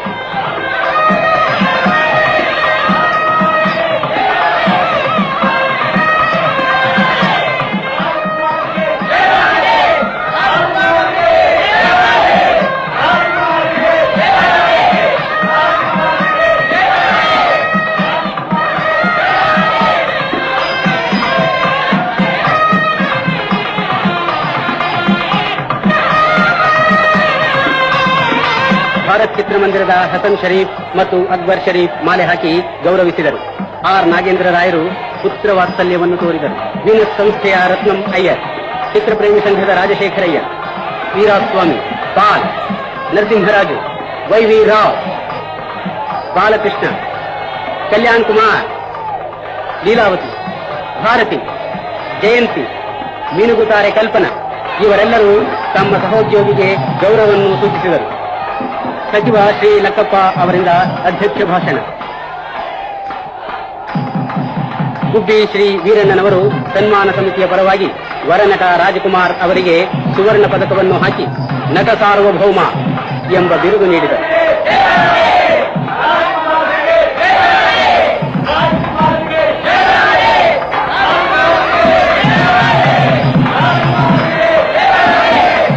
ನಟ ಸಾರ್ವಭೌಮ, ನಟ ಸಾರ್ವಭೌಮ, ನಟ ಸಾರ್ವಭೌಮ.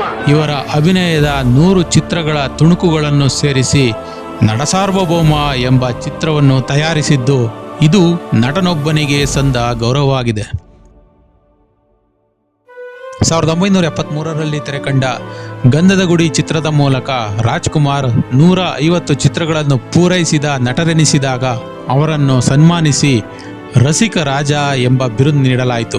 ನಂತರದ ದಿನಗಳಲ್ಲಿ ರಾಜ್ಕುಮಾರ್ ಅವರನ್ನು ಹುಡುಕಿಕೊಂಡು ಬಾರದ ಪ್ರಶಸ್ತಿಗಳಿಲ್ಲ. ರಾಜ್ ಅಭಿಮಾನಿಗಳ ಸಂಖ್ಯೆ ಅಷ್ಟೇ ಬೃಹತ್ತಾಗಿ ಬೆಳೆಯಿತು, ಇನ್ನೂ ಬೆಳೆಯುತ್ತಿದೆ, ಬೆಳೆಯುತ್ತಲೇ ಇರುತ್ತೆ.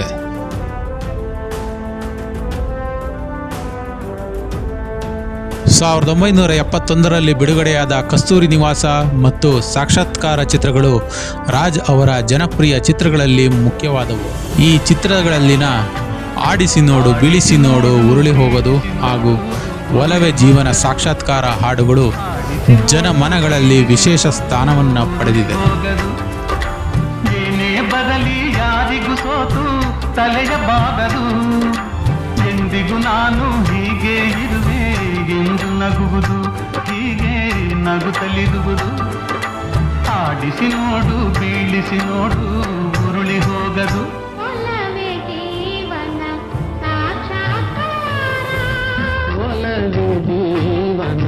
ಸಾಕ್ಷಾತ್ಕಾರ,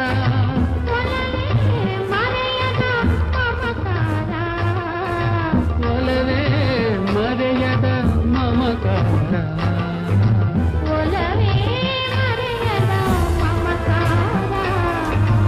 ಒಲವೇ ಮರೆಯದ. ರಾಜ್ಕುಮಾರ್ ಅವರನ್ನು ಖ್ಯಾತಿಯ ಉತ್ತುಂಗಕ್ಕೇರಿಸಿದ ಚಿತ್ರ ಮಾರ್ಚ್ 31, 1972ರಲ್ಲಿ ತೆರೆಕಂಡ ಬಂಗಾರದ ಮನುಷ್ಯ ಚಲನಚಿತ್ರ. ಚಿತ್ರಮಂದಿರಗಳಲ್ಲಿ ಸತತವಾಗಿ 2 ವರ್ಷಕ್ಕೂ ಹೆಚ್ಚು ಅವಧಿ ಪ್ರದರ್ಶನಗೊಂಡು ಹೊಸ ದಾಖಲೆಯನ್ನೇ ನಿರ್ಮಿಸಿತು. ಈ ದಾಖಲೆ ಕನ್ನಡ ಚಿತ್ರರಂಗದಲ್ಲೇ ಇಂದಿಗೂ ಅಚ್ಚಳಿಯದೆ ನಿಂತಿದೆ. ಈ ಚಿತ್ರದಲ್ಲಿನ ರಾಜ್ ಅಭಿನಯದ ರಾಜೀವಪ್ಪ ಎಂಬ ಪಾತ್ರ ಕನ್ನಡ ಚಿತ್ರರಂಗದಲ್ಲಿ ಅತ್ಯಂತ ಖ್ಯಾತ ಪಾತ್ರಗಳಲ್ಲಿ ಒಂದಾಗಿ ಹೆಸರು ಪಡೆದಿದ್ದು, ಈ ಸಿನಿಮಾ 1988ರಲ್ಲಿ ಪುನಃ ಬಿಡುಗಡೆಯಾಯಿತು. ಆಗಲೂ ಬಂಗಾರದ ಮನುಷ್ಯ ಸಿನಿಮಾ 25 ವಾರಗಳ ಕಾಲ ಪ್ರದರ್ಶನ ಕಂಡು ಮತ್ತೊಂದು ದಾಖಲೆಯಾಗಿದೆ. ರಾಜ್ಕುಮಾರ್ ಅಭಿನಯದ ಬಂಗಾರದ ಮನುಷ್ಯ ಚಲನಚಿತ್ರ ಚಿತ್ರರಂಗದಲ್ಲೇ ಒಂದು ದಾಖಲೆ ನಿರ್ಮಿಸಿದ್ದು, ಬೆಂಗಳೂರಿನ ಸ್ಟೇಟ್ಸ್ ಚಿತ್ರಮಂದಿರದಲ್ಲಿ ದಿನವಹಿ 3 ಪ್ರದರ್ಶನಗಳಲ್ಲಿ 77 ವಾರ ಪ್ರದರ್ಶನ ಕೈಗೊಂಡು ದಾಖಲೆ ನಿರ್ಮಿಸಿತ್ತು. ನಂತರ ಕೆಂಪೇಗೌಡ ಚಿತ್ರಮಂದಿರದಲ್ಲಿ ಬೆಳಗಿನ ಆಟದಲ್ಲಿ ಮುಂದುವರೆದು 104 ವಾರಗಳ ಕಾಲ ಪ್ರದರ್ಶನ ಕೈಗೊಂಡು ಇಂದಿಗೂ ಈ ದಾಖಲೆಯನ್ನ ಬೇರೆ ಯಾವ ಚಿತ್ರವೂ ಸರಿಗಟ್ಟಿಲ್ಲ. ಬ್ಲ್ಯಾಕ್ ಅಂಡ್ ವೈಟ್ ಸಿನಿಮಾಗಳ ಕಾಲವಾದರೂ ಎಂಟರ್ಟೈನ್ಮೆಂಟ್ಗೆ ಮಾತ್ರ ಕೊರತೆ ಇರಲಿಲ್ಲ. ಜನರನ್ನ ರಂಜಿಸುವ ಜೊತೆಗೆ ಸಮಾಜಮುಖಿ ಸಂದೇಶ ಸಾರುವ ಸಿನಿಮಾಗಳು ರಿಲೀಸ್ ಆಗ್ತಿದ್ದು, ಅಂತಹ ಸಿನಿಮಾಗಳಲ್ಲಿ ಒಂದು ಬಂಗಾರದ ಮನುಷ್ಯ. ಬ್ಲ್ಯಾಕ್ ಅಂಡ್ ವೈಟ್ ಯುಗದಲ್ಲೂ ಗೋಲ್ಡನ್ ಸಂದೇಶ ಸಾರಿದ ಚಿತ್ರವೇ ಬಂಗಾರದ ಮನುಷ್ಯ ಚಿತ್ರ. ರಿಲೀಸ್ ಆಗಿ 50 ವರ್ಷಗಳು ಕಳೆದರೂ ಇನ್ನೂ ಜನಮನಗಳಲ್ಲಿ ಅಚ್ಚಳಿದೇ ಉಳಿದಿದೆ. ಅದೇ ಆ ಚಿತ್ರದಲ್ಲಿ ರಾಜ್ ಅವರ ಪ್ರಭಾವ. ಆಗ ರಾಜ್ ಒಂದು ಚಿತ್ರಕ್ಕೆ ಪಡೆಯುತ್ತಿದ್ದ ಸಂಭಾವನೆ 5,000 ರೂಪಾಯಿ ಅಂತೆ. ಇವರಿಗೆ 10,000 ಸಂಭಾವನೆ ಏರಿಕೆಯಾಗಲು ಅವರು 10 ಚಿತ್ರಗಳನ್ನು ಮಾಡಬೇಕಾಯಿತು ಎಂದು ಹೇಳ್ತಾರೆ.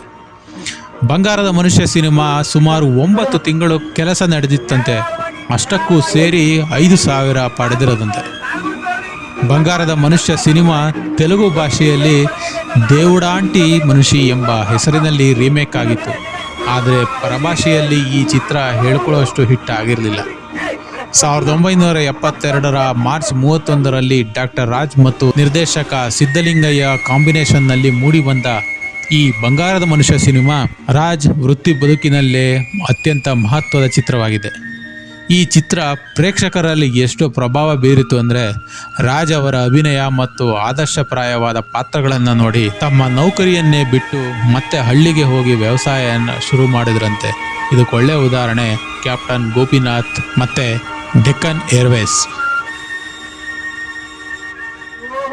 ಪರವಾಗಿಲ್ಲ ಕಣ್ರಪ್ಪ, ಏನ್ರಪ್ಪ ಒಂದೇ ದಿವಸ ನೀವು ಒಳ್ಳೆ ಪ್ರಸನ್ನ ಕಟ್ಬಿಟ್ರಲ್ಲ. ಎಲ್ಲ ನಿಮ್ ತಯಾರಿಯಲ್ಲೇ ಕಣಪ್ಪ. ಕೈಗೆ ಮುಂದದ ಏನಿದೆ ಎಲ್ಲ ನೋಡವ. ಏನ್ರಪ್ಪ ಒಪ್ಪಗೋ ಬಂದ್ಬಿಟ್ಟವನಪ್ಪ. ಯಾಕೆ ನಿಮ್ಗೆ ಈ ಕಷ್ಟ ಅಂತೀನಿ? ಮುದತ್ನಾಗ ಏಕ್ ನಾನಿಲ್ವಾ? ಹಾಗಾದ್ರೆ ನಾನು ಇದನ್ನೆಲ್ಲ ಕಲಿಯೋದು ಯಾವಾಗ ಅಂತ 4 ದಿವಸ ಪಡೆದ್ರೆ ಎಲ್ಲ ಸೊರ ಹೋಗುತ್ತಲ್ವೇ? ಅದು ನಿಜವೇ. ಒಳ್ಳೆ ಈಗ ಒಳ್ಳೆ ಮಾತ್ರ.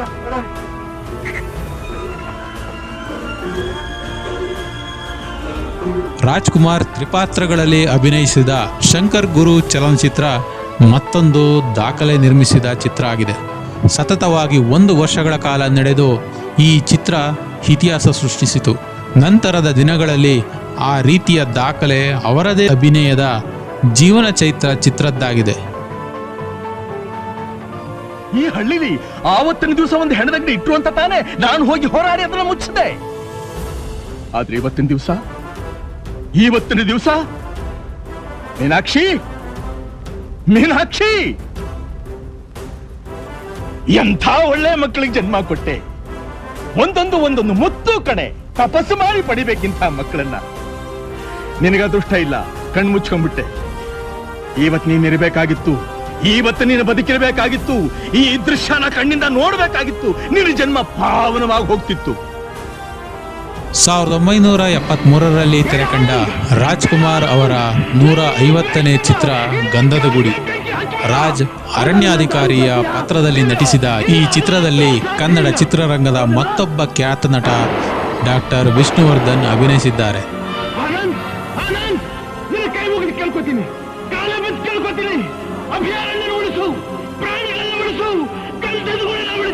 ಬೇಕಾದ್ರೆ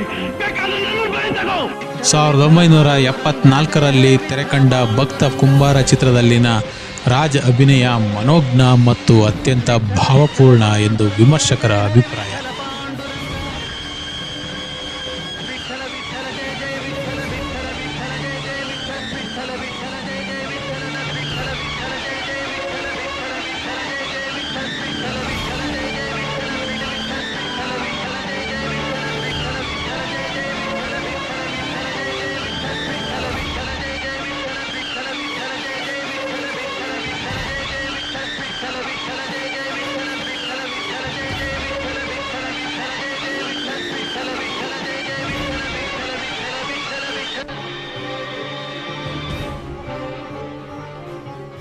1974ರಲ್ಲಿ ಬಿಡುಗಡೆಯಾದ ಸಂಪತ್ತಿಗೆ ಸವಾಲ್ ಚಿತ್ರ ಹಾಡಿನ ಮೂಲಕ ರಾಜ್ ಹಿನ್ನೆಲೆ ಗಾಯಕರಾಗಿ ತಮ್ಮ ಮತ್ತೊಂದು ವೃತ್ತಿಯನ್ನು ಆರಂಭಿಸಿದರು. ನಿನಗೆ ಸಾಟಿ ಇಲ್ಲ, ಬಿಸಿಲು ಮಳೆಗೆ ಬಿರುಗಾಳಿ ಚಳಿಗೆ ನೀ ಅಳುಕದೆ ಮುಂದೆ ಸಾಗುವೆ.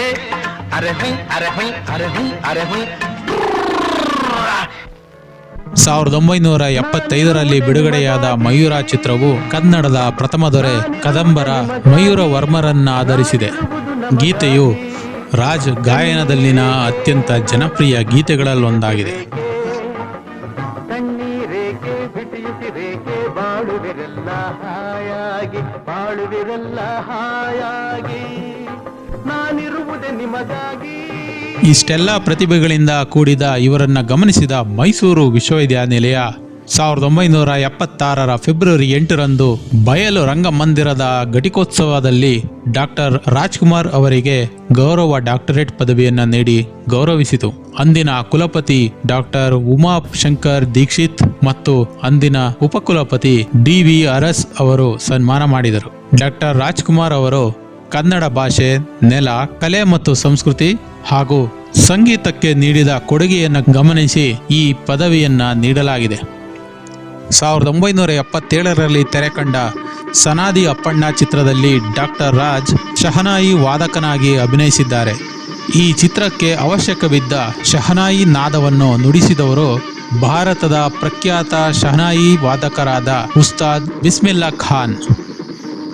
ಜಿ.ಕೆ. ವೆಂಕಟೇಶ್ ಸಂಗೀತದಲ್ಲಿ ಜಾನಕಿ ಅವರು ಹಾಡಿರುವ ಬಿಸ್ಮಿಲ್ಲಾ ಖಾನ್ ಅವರ ಶಹನಾಯಿ ವಾದಕ್ಕೆ ಡಾಕ್ಟರ್ ರಾಜ್ ಅಭಿನಯಿಸಿದ್ದಾರೆ.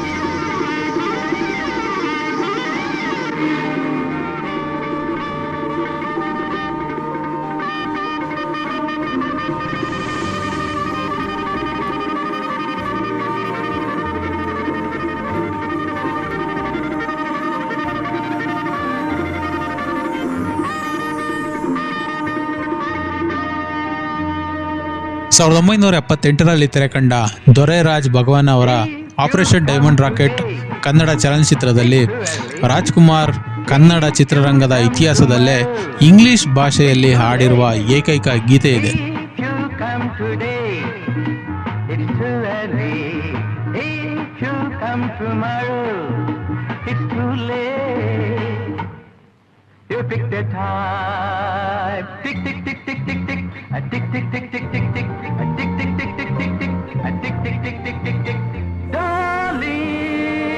ಸಾವಿರದ 1978 ಚುನಾವಣೆ ಸಮಯ.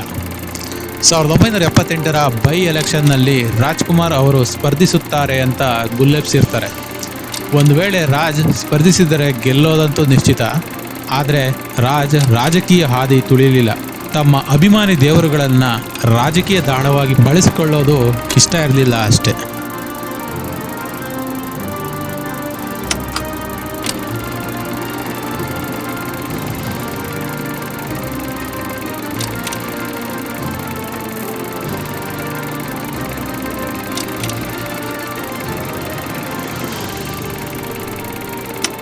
ರಾಜ್ ನಟನೆಯ ಹುಲಿ ಹಾಲಿನ ಮೇವು ಚಿತ್ರ 1979ರಲ್ಲಿ ಬಿಡುಗಡೆಗೊಂಡು ಈ ಸಿನಿಮಾ ಬಿಡುಗಡೆಯಾಗಿ 3 ವಾರದಲ್ಲಿ 40 ಲಕ್ಷ ಗಳಿಸಿತು ಮತ್ತು 17,90,973 ಮಂದಿ ಸಿನಿಮಾ ವೀಕ್ಷಿಸಿದರು.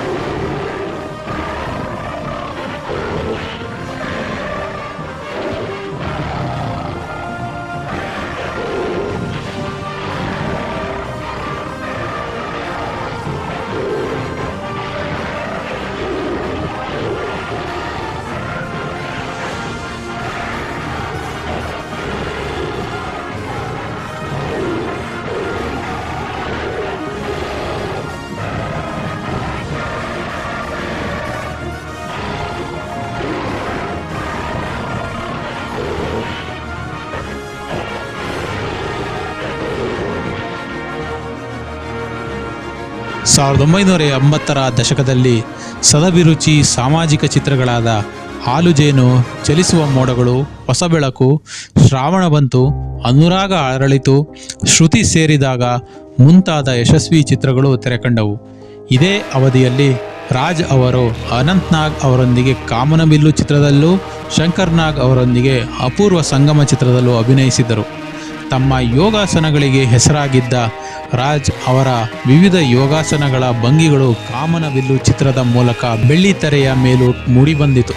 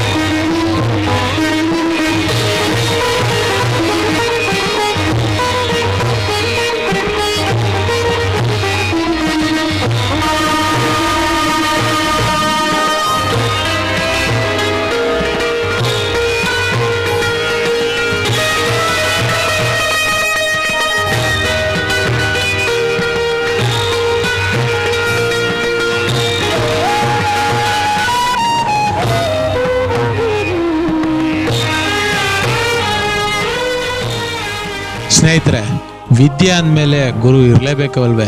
ಹಾಗಿದ್ರೆ ರಾಜ್ ಅವರ ಯೋಗ ಗುರು ಯಾರು ಗೊತ್ತಾ? ಅವರೇ ಧಾರವಾಡ ಮೂಲದ ಬೆಂಗಳೂರು ನಿವಾಸಿ ಮತ್ತು ಪೊಲೀಸ್ ಅಧಿಕಾರಿಯಾಗಿದ್ದ ಹೊನ್ನಪ್ಪ ಫಕೀರಪ್ಪ ನಾಯ್ಕರ್ ಅಂತ.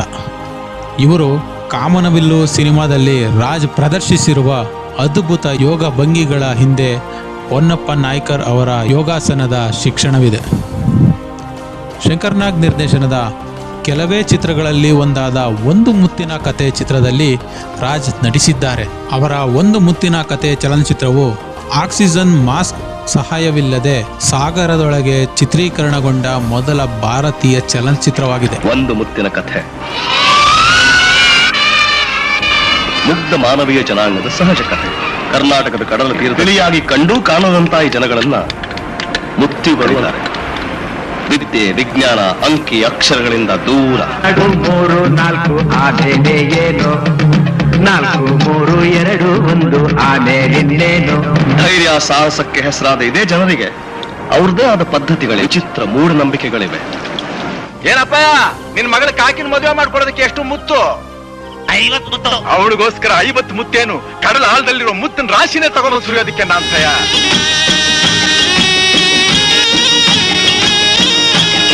ಸಮುದ್ರದ ಆಳಕ್ಕೆ ಧುಮುಕಿ ಅಮೂಲ್ಯವಾದ ಮುತ್ತನ್ನ ಹೆಕ್ಕಿ ತರೋದು.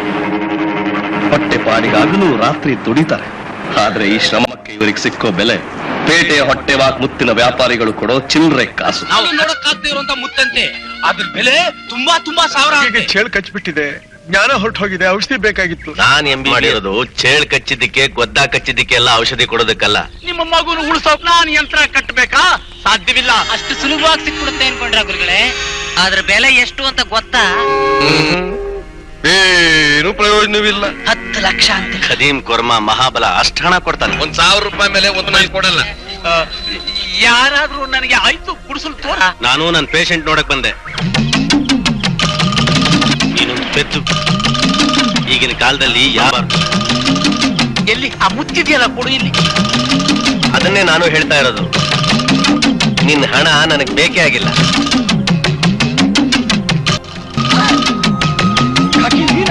ನೀವೆಲ್ಲ ಸೇರ್ಕೊಂಡು ನಾನು ಮೋಸ ಮಾಡ್ತಾ ಇದ್ದೀನಿ. ಅದ್ರ ವ್ಯಾಪಾರ ಮಾಡೋದಿಲ್ಲ. 1500 ರೂಪಾಯಿ ಕೊಡ್ತೀನಿ. ಒಂದು ಮುತ್ತಿನ ಕಥೆ, ಐತೂವಿನ ಕಥೆ.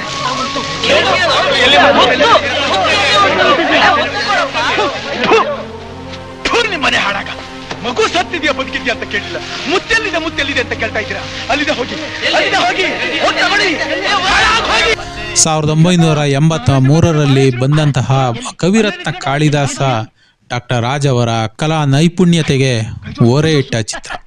ಈ ಚಿತ್ರದಲ್ಲಿ ಅವಿದ್ಯಾವಂತ ಕುರುಬನಾಗಿಯೂ, ಮಹಾಕವಿಯಾದ ಕಾಳಿದಾಸನಾಗಿಯೂ, ದುಷ್ಯಂತ ಮಹಾರಾಜನಾಗಿಯೂ ವಿವಿಧ ಪಾತ್ರಗಳಿಗೆ ರಾಜ್ ಜೀವ ತುಂಬಿದ್ದಾರೆ.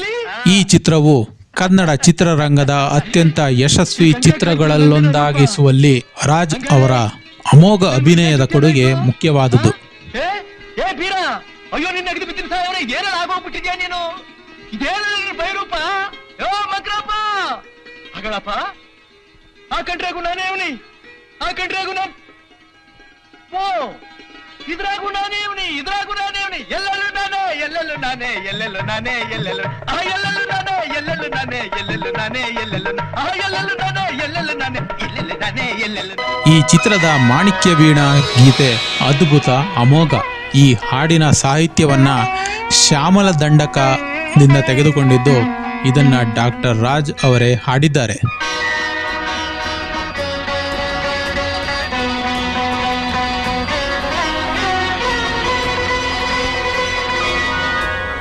ಮಾಣಿಕ್ಯ ವೀಣಾ ಮುಪಲಾಲಯಂತೀಂ ಮದಾಲಸಾಂ ಮಂಜುಳ ವಾಗ್ವಿಲಾಸಾಂ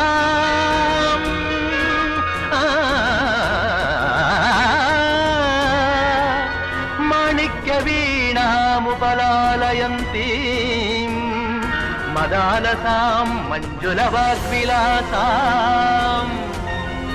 ಮಾಹೇಂದ್ರ ನೀಲದ್ಯುತಿ ಕೋಮಲಾಂಗೀಂ ಮಹೇಂದ್ರ ನೀಲದ್ಯುತಿ ಕೋಮಲಾಂಗೀಂ ಮಾತಂಗ ಕನ್ಯಾಂ ಮನಸಾ ಸ್ಮರಾಮಿ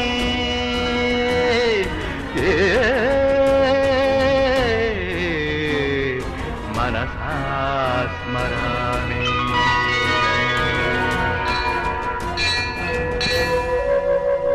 1986ರಲ್ಲಿ ತೆರೆಕಂಡ ಅನುರಾಗ ಅರಳಿತು ಚಿತ್ರವು 7 ಇತರೆ ಭಾಷೆಗಳಲ್ಲಿ ರೀಮೇಕ್ ಮಾಡಿದ ಮೊದಲ ಭಾರತೀಯ ಚಲನಚಿತ್ರ. ಆ ನಂತರ ಬಬ್ರುವಾಹನ, ಕೃಷ್ಣದೇವರಾಯ, ಕಾಳಿದಾಸ ಹೀಗೆ ಹಲವು ಪಾತ್ರಗಳಲ್ಲಿ ಡಾಕ್ಟರ್ ರಾಜ್ ಅಭಿನಯಿಸಿದ್ದಾರೆ. ಆ ಕಾಲದಲ್ಲಿ ಇವರ ಅಭಿನಯಕ್ಕೆ ಆಡು ಮುಟ್ಟದ ಸೊಪ್ಪಿಲ್ಲ, ರಾಜ್ ಮಾಡದ ಪಾತ್ರಗಳೇ ಇಲ್ಲ ಎಂಬಂತೆ ವಿಭಿನ್ನ ಪಾತ್ರಗಳಲ್ಲಿ ಹಲವಾರು ಚಲನಚಿತ್ರಗಳಲ್ಲಿ ಇವರು ಅಭಿನಯಿಸಿದ್ದಾರೆ. ಡಾಕ್ಟರ್ ರಾಜ್ ಶಂಕರ್ನಾಗ್, ಪಂತಲು ಸೇರಿದಂತೆ ಎಲ್ಲಾ ಪ್ರಸಿದ್ಧ ನಿರ್ದೇಶಕರ ಜೊತೆಗೂ ಕೆಲಸ ಮಾಡಿದ್ದಾರೆ. ಡಾಕ್ಟರ್ ರಾಜ್ ಅವರ 200ನೇ ಚಿತ್ರ 1988ರಲ್ಲಿ ತೆರೆಕಂಡ ದೇವತಾ ಮನುಷ್ಯ. ಈ ಚಿತ್ರದಲ್ಲಿ ಕನ್ನಡ ಚಿತ್ರರಂಗದ ಹೆಸರಾಂತ ನಟಿಯರಲ್ಲೊಬ್ಬರಾದ ಸುಧಾರಾಣಿಯವರು ಡಾಕ್ಟರ್ ರಾಜ್ ಅವರ ಪುತ್ರಿಯಾಗಿ ನಟಿಸಿದ್ದಾರೆ. ಕನ್ನಡದ ಮತ್ತೊಬ್ಬ ಜನಪ್ರಿಯ ನಾಯಕ ನಟರಾದ ಅಂಬರೀಷ್ ಅವರು ಒಡ ಹುಟ್ಟಿದವರು ಚಿತ್ರದಲ್ಲಿ ಸಹೋದರರಾಗಿ ಅಭಿನಯಿಸಿದ್ದು, ಡಾಕ್ಟರ್ ರಾಜ್ ಸಾಮಾಜಿಕ ಕಳಕಳಿಯ ಚಿತ್ರಗಳತ್ತ ಒಲವು ತೋರಿಸಿದ್ರು. ಜೀವನ ಚೈತ್ರ ಚಿತ್ರದ ಮೂಲಕ ಸಾರಾಯಿ ಪಿಡುಗಿನ ವಿರುದ್ಧ, ಆಕಸ್ಮಿಕ ಚಿತ್ರದ ಮೂಲಕ ಹೆಣ್ಣಿನ ಶೋಷಣೆಯ ವಿರುದ್ಧ, ಶಬ್ದಭೇದಿ ಚಿತ್ರದ ಮೂಲಕ ಮಾದಕ ವ್ಯಸನಗಳ ವಿರುದ್ಧ ಹೋರಾಡುವ ಪಾತ್ರಗಳಲ್ಲಿ ಡಾಕ್ಟರ್ ರಾಜ್ ಅಭಿನಯಿಸಿದ್ದು, ಡಾಕ್ಟರ್ ರಾಜ್ ನಾಯಕರಾಗಿ ಅಭಿನಯಿಸಿದ ಕೊನೆಯ ಚಿತ್ರ 2000 ಇಸ್ವಿಯಲ್ಲಿ ತೆರೆಕಂಡ ಶಬ್ದಭೇದಿ ಚಿತ್ರ. ರಾಜ್ ಅವರಿಗೆ ಭಕ್ತ ಅಂಬರೀಷ ಚಲನಚಿತ್ರ ನಿರ್ಮಾಣ ಆಗಬೇಕು, ಚಿತ್ರದ ಅಂಬರೀಷ ಪಾತ್ರದಲ್ಲಿ ನಟಿಸಬೇಕೆಂಬ ಹಂಬಲವನ್ನ ರಾಜ್ ಹಲವು ಬಾರಿ ವ್ಯಕ್ತಪಡಿಸಿದ್ರೂ ಅನಾರೋಗ್ಯದ ಕಾರಣ ಇದು ಸಾಧ್ಯ ಆಗಲಿಲ್ಲ. ಬೆಳ್ಳಿ ತೆರೆಯ ಮೇಲೆ ರಾಜ್ ಅವರು ಕಡೆಯದಾಗಿ ಕಾಣಿಸಿಕೊಂಡ ಚಿತ್ರ ತಮ್ಮ ಪುತ್ರ ಶಿವರಾಜ್ ಕುಮಾರ್ ನಾಯಕತ್ವದಲ್ಲಿನ ಜೋಗಿ ಚಿತ್ರದಲ್ಲಿ. ಚಿತ್ರದ ಆರಂಭದ ದೃಶ್ಯದಲ್ಲಿ ನಾಯಕನ ಜೋಳಿಗೆಗೆ ಅಕ್ಕಿಯನ್ನು ಅರ್ಪಿಸಿ ಆಶೀರ್ವದಿಸುವ ಪಾತ್ರ.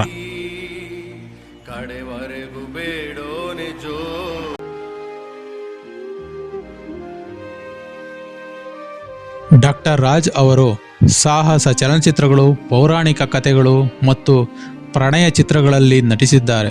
ರಾಜ್ ಅವರು ಕುತಂತ್ರದ ಖಳನಾಯಕರನ್ನು ಸೋಲಿಸುವ ಮಟ್ಟಿಗೆ ಒರಟಾದ ನಾಯಕರಾಗಿ ಹಲವು ಚಲನಚಿತ್ರಗಳಲ್ಲಿ ನಟಿಸಿದ್ದು, ಕೆಲವು ಬೆರಳೆಣಿಕೆಯ ಚಲನಚಿತ್ರದಲ್ಲಿ ಮಾತ್ರ ಸಿಗರೆಟ್ ಸೇದುವ ಮತ್ತೆ ಕುಡಿಯುವ ಪಾತ್ರವನ್ನು ನಿರ್ವಹಿಸಿದ್ದಾರೆ.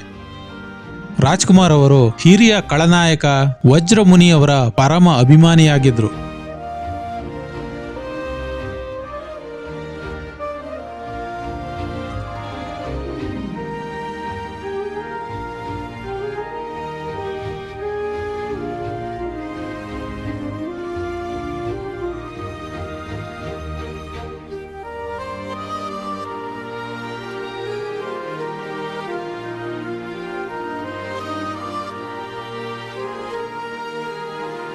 ರಾಜ್ ವಜ್ರಮುನಿಯವರ ನಿಧನದ ವೇಳೆ ಅಂತ್ಯಕ್ರಿಯೆಯಲ್ಲಿ ಅಳತೊಡಗಿದ್ರಂತೆ.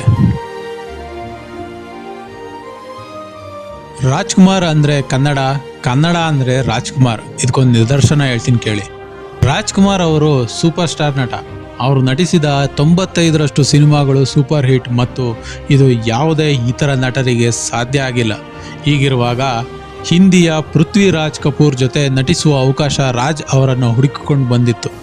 ಬೇರೆ ಯಾರೇ ಆಗಿದ್ರೂ ಸುಲಭವಾಗಿ ಅವಕಾಶವನ್ನ ತಪ್ಪಿಸದೆ ತಮ್ಮದಾಗಿಸ್ಕೊಳ್ತಿದ್ರು. ಆದರೆ ರಾಜ್ ಇದನ್ನ ನಯವಾಗಿಯೇ ತಿರಸ್ಕರಿಸಿಬಿಟ್ರು. ಕಾರಣ ಅದು ಹಿಂದಿ ಭಾಷೆಯ ಸಿನಿಮಾ ಅಂತ. ಆದರೆ ನೋಡಿ, ಇದೇ ಪೃಥ್ವಿರಾಜ್ ಕಪೂರ್ ಅವರನ್ನ ನಮ್ಮ ರಾಜ್ಕುಮಾರ್ ಜೊತೆ ಸಾಕ್ಷಾತ್ಕಾರ ಅನ್ನೋ ಕನ್ನಡ ಚಿತ್ರದಲ್ಲಿ ನಟಿಸಿದ್ರು. ಇದೇ ಅಲ್ವೇ ರಾಜ್ಕುಮಾರ್ ಅವರ ಕನ್ನಡದ ಭಕ್ತಿ. ನೀವು ಗಮನಿಸಿದ್ರೆ ರಾಜ್ ಅವರ ಕನ್ನಡದ ಮಾತುಗಳು ಯಾವುದೇ ಮುತ್ತಿಗೂ ಕಮ್ಮಿ ಇರಲ್ಲ. ಮನುಷ್ಯರನ್ನ ಕಡೇ ಘಳಿಗೆವರೆಗೂ ಬಿಡದೆ ಕಾಡುತ್ತಲ್ಲ,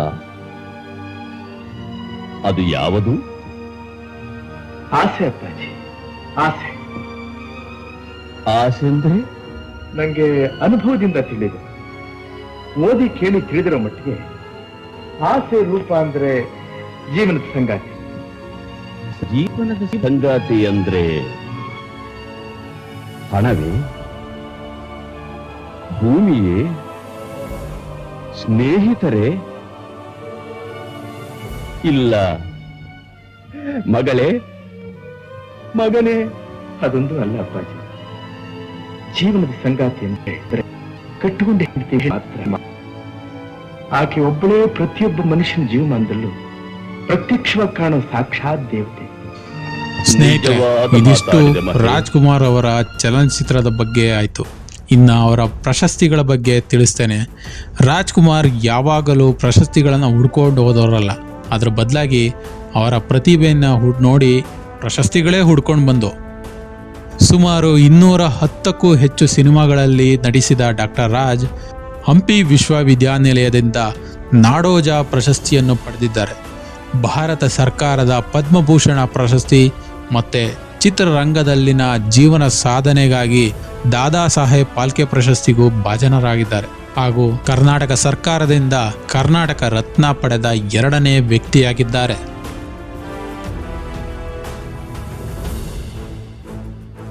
ಸಾವಿರದ 1976 ಫೆಬ್ರವರಿ 8ರಂದು ಮೈಸೂರು ವಿಶ್ವವಿದ್ಯಾನಿಲಯ ರಾಜ್ ಅವರಿಗೆ ಗೌರವ ಡಾಕ್ಟರೇಟ್ ನೀಡಿ ಗೌರವಿಸಿತು.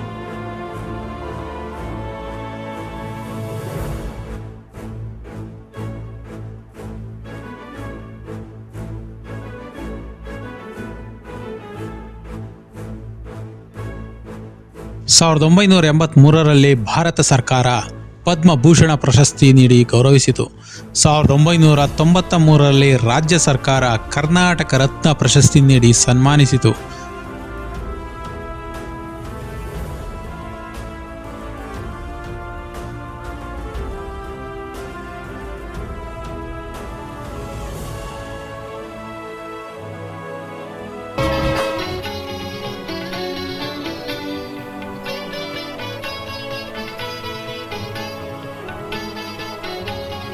ದೀಪಾಲಂಕೃತ ವಿಧಾನಸೌಧದ ಮುಂಭಾಗದಲ್ಲಿ ಲಕ್ಷಾಂತರ ಅಭಿಮಾನಿಗಳ ಸಮ್ಮುಖದಲ್ಲಿ ಪದ್ಮಭೂಷಣ ವರನಟ ಡಾಕ್ಟರ್ ರಾಜ್ಕುಮಾರ್ ಅವರಿಗೆ ಕರ್ನಾಟಕ ರತ್ನ ಪ್ರಶಸ್ತಿ ಪ್ರದಾನ.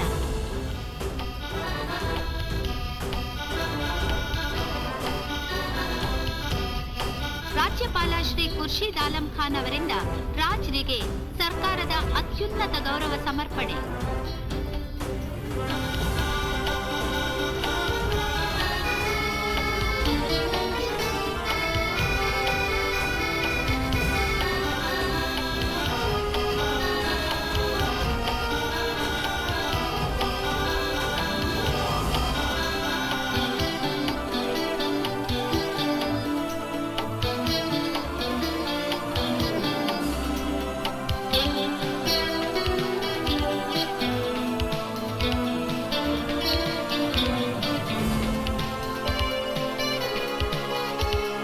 ಮುಖ್ಯಮಂತ್ರಿ ಶ್ರೀ ಬಂಗಾರಪ್ಪನವರಿಂದ ಸನ್ಮಾನ ಪತ್ರ ಅರ್ಪಣೆ.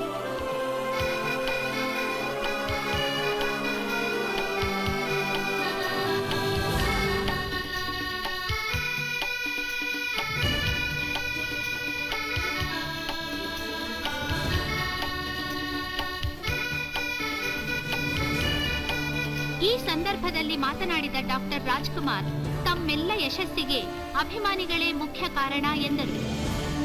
ಹಾಗೆ 1996ರಲ್ಲಿ ಪಾಲ್ಕೆ ಪ್ರಶಸ್ತಿಯ ಕಿರೀಟ ಇವರದ್ದಾಗಿದೆ.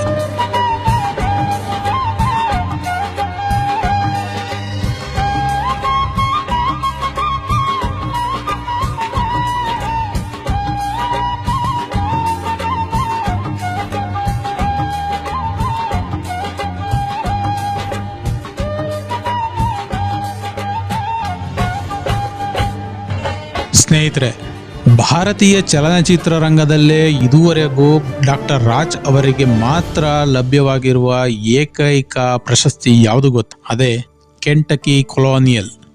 1985ರಲ್ಲಿ ಕೆಂಟಕಿನ ಗವರ್ನರ್ ಯುನೈಟೆಡ್ ಸ್ಟೇಟ್ಸ್ ಅವರ ಕಡೆಯಿಂದ ಈ ಗೌರವವನ್ನು ರಾಜ್ ಪಡೆದಿದ್ರು.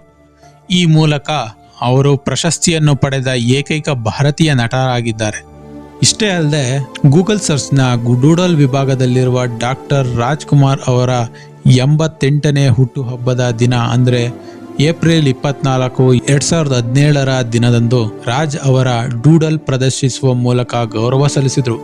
ಈ ಡೂಡಲ್ ದೇಶದಾದ್ಯಂತ ಎಲ್ಲ ರಾಜ್ಯಗಳಲ್ಲೂ ಪ್ರದರ್ಶನಗೊಂಡು ಪರ ರಾಜ್ಯಗಳಿಗೂ ರಾಜ್ ಅವರ ಬಗ್ಗೆ ಕುತೂಹಲ ಮೂಡುವಂತೆ ಮಾಡಿತು. ತೆಂಕಣ ಭಾರತೀಯ ನಟರಿಗೆ ಗೂಗಲ್ ಈ ರೀತಿಯ ಗೌರವ ಸಲ್ಲಿಸಿರುವುದು ಇದೇ ಮೊದಲು.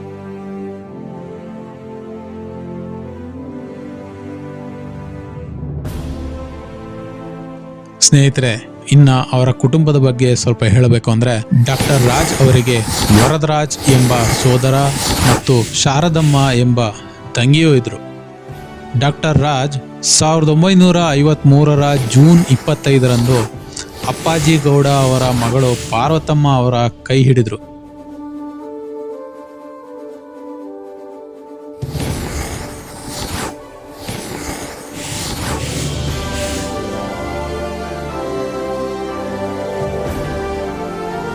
ಅಲ್ಲಿಂದ ಶುರುವಾದ ಮುತ್ತುರಾಜ್ ಪಯಣ ನಟ ಸಾರ್ವಭೌಮ ರಾಜ್ಕುಮಾರ್ ಎಂದು ಹೆಸರಿನವರೆಗೆ ತಲುಪಿತ್ತು. ಪಾರ್ವತಿಯವರು ಮುಂದೆ ಪಾರ್ವತಮ್ಮ ರಾಜ್ಕುಮಾರ್ ಎಂದೇ ಕನ್ನಡದ ಜನತೆಗೆ ಚಿರಪರಿಚಿತರಾಗಿ ಕನ್ನಡ ಚಿತ್ರರಂಗದ ಪ್ರಮುಖ ಚಿತ್ರ ನಿರ್ಮಾಪಕರಲ್ಲೊಬ್ಬರಾಗಿದ್ದಾರೆ. ವಜ್ರೇಶ್ವರಿ ಸಂಸ್ಥೆಯ ಅಡಿ ಹಲವು ಕನ್ನಡ ಚಿತ್ರಗಳನ್ನು ನಿರ್ಮಿಸಿದ್ದಾರೆ.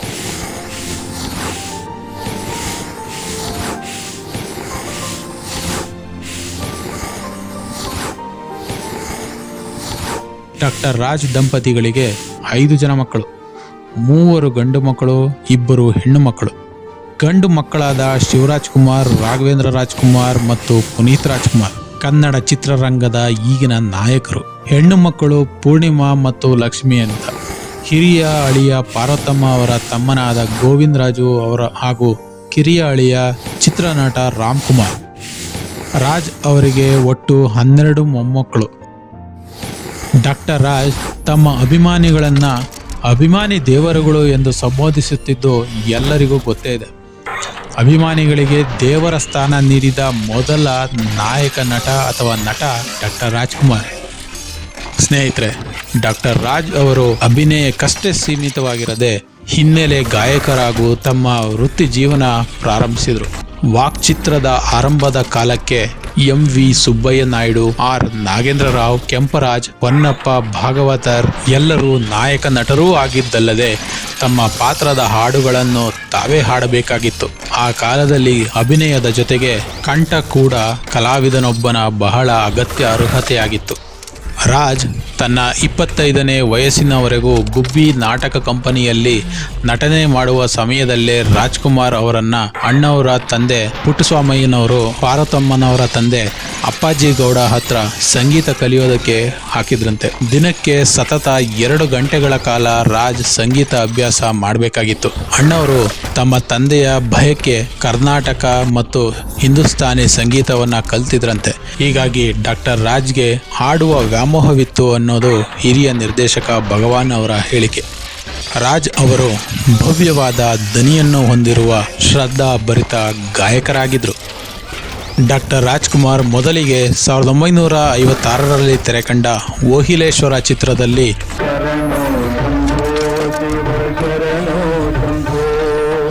ಆದಿಮೂಲ ಕರುಣಾಲವಾಲ ಪರಿಪೂರ್ಣ ಶಾಂತ ಗುಣ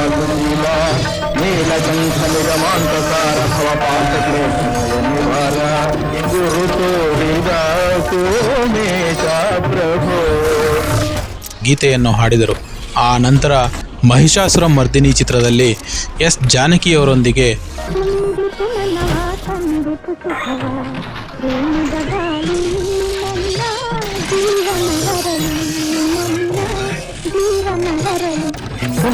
ಚಂದ್ರ ದಾನಗಳು ಮುಕ್ಕೋಟಕ್ಕೆ ಆಕಡಲು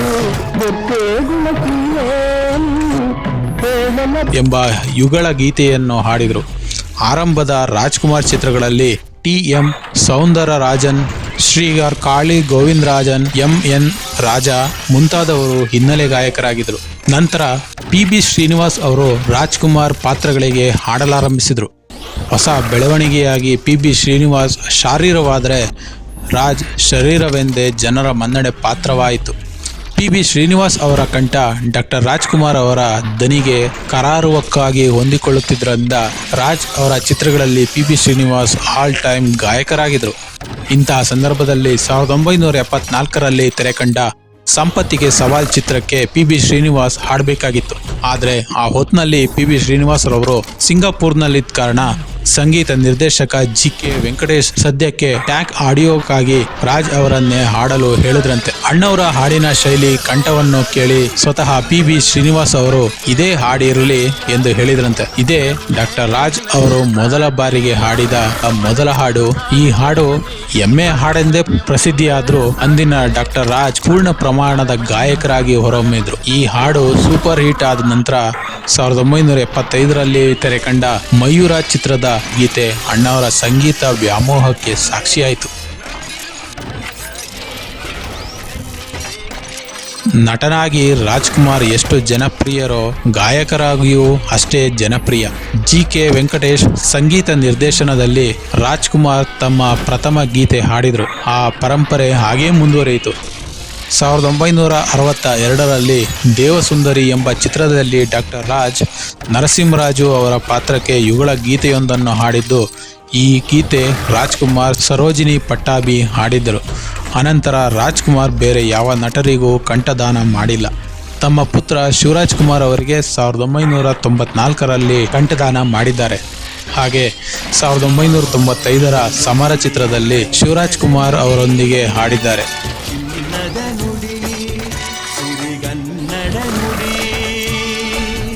ನಾವಿರುವ ತಾಣವೇ ಗಂಧದ ಗುಡಿ, ಅಂದದ ಗುಡಿ, ಚಂದದ ಗುಡಿ. ಅಷ್ಟೇ ಅಲ್ಲದೆ ಕುಮಾರ ಬಂಗಾರಪ್ಪನವರ ಅಶ್ವಮೇಧ ಚಿತ್ರದಲ್ಲಿ ಎಂಬ ಹಾಡಿಗೆ ಹಿನ್ನೆಲೆ ಗಾಯಕರಾಗಿದ್ದಾರೆ. 1964ರಲ್ಲಿ ನವಕೋಟಿ ನಾರಾಯಣ ಚಲನಚಿತ್ರದಲ್ಲಿ ಕೆಲವು ಕೀರ್ತನೆಗಳನ್ನು ಹಾಡಿದ್ದಾರೆ. ಡಾಕ್ಟರ್ ರಾಜ್ ಅಭಿನಯದ ಜೀವನ ಚೈತ್ರ ಚಿತ್ರದ ಹಿನ್ನೆಲೆ ಗಾಯನಕ್ಕಾಗಿ ಅವರು 1992ನೇ ಸಾಲಿನ ಕೇಂದ್ರ ಸರ್ಕಾರದ ಶ್ರೇಷ್ಠ ಹಿನ್ನೆಲೆ ಗಾಯಕ ಪ್ರಶಸ್ತಿಯನ್ನ ಪಡೆದರು. ನ್ಯಾಷನಲ್ ಅವಾರ್ಡ್ ಪಡೆದ ಏಕೈಕ ಗಾಯಕ ನಟ ಡಾಕ್ಟರ್ ರಾಜ್ಕುಮಾರ್.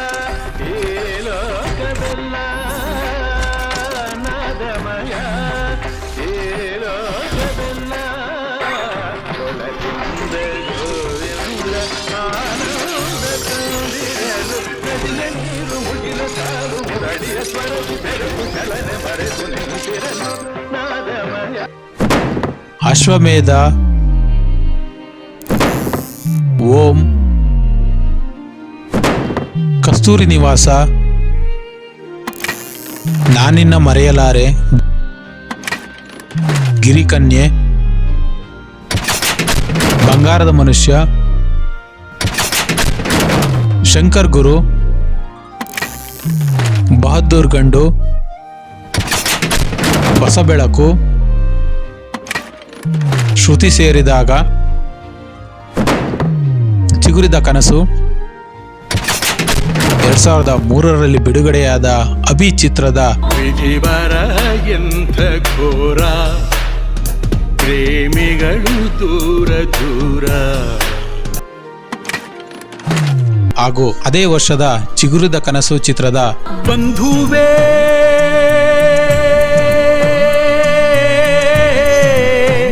ಓ ಬಂಧುವೇ,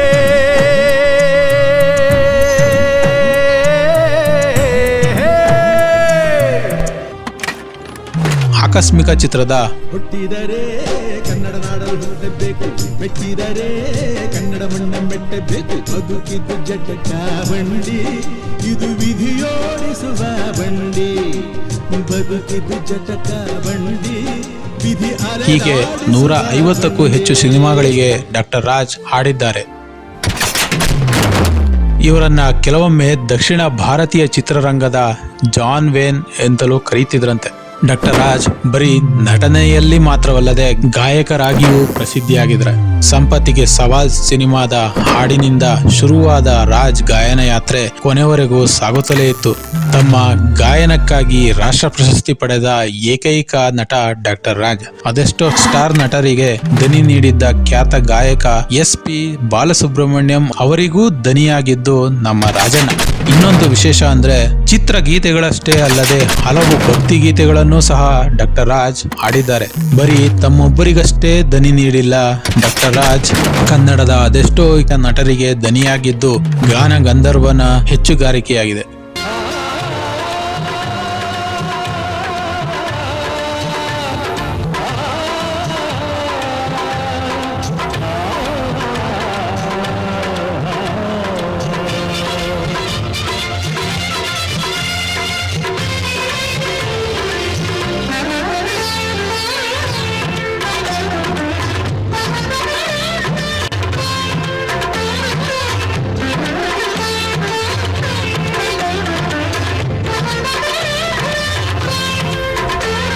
ರಾಷ್ಟ್ರಕವಿ ಕುವೆಂಪು ರಚಿಸಿದ ಹಾಡನ್ನ ಡಾಕ್ಟರ್ ರಾಜ್ ಭಾವಗೀತೆಯ ಮೇರು ಕಲಾವಿದ ಡಾಕ್ಟರ್ C ಅಶ್ವಥ್ ಅವರ ಸಂಗೀತ ನಿರ್ದೇಶನದಲ್ಲಿ ಹಾಡಿದ್ದಾರೆ. ಇದು ಮೈಸೂರು ಅನಂತಸ್ವಾಮಿ ಅವರ ಆವೃತ್ತಿಗಿಂತಲೂ ಭಾರಿ ಜನಪ್ರಿಯತೆ ಗಳಿಸಿತು.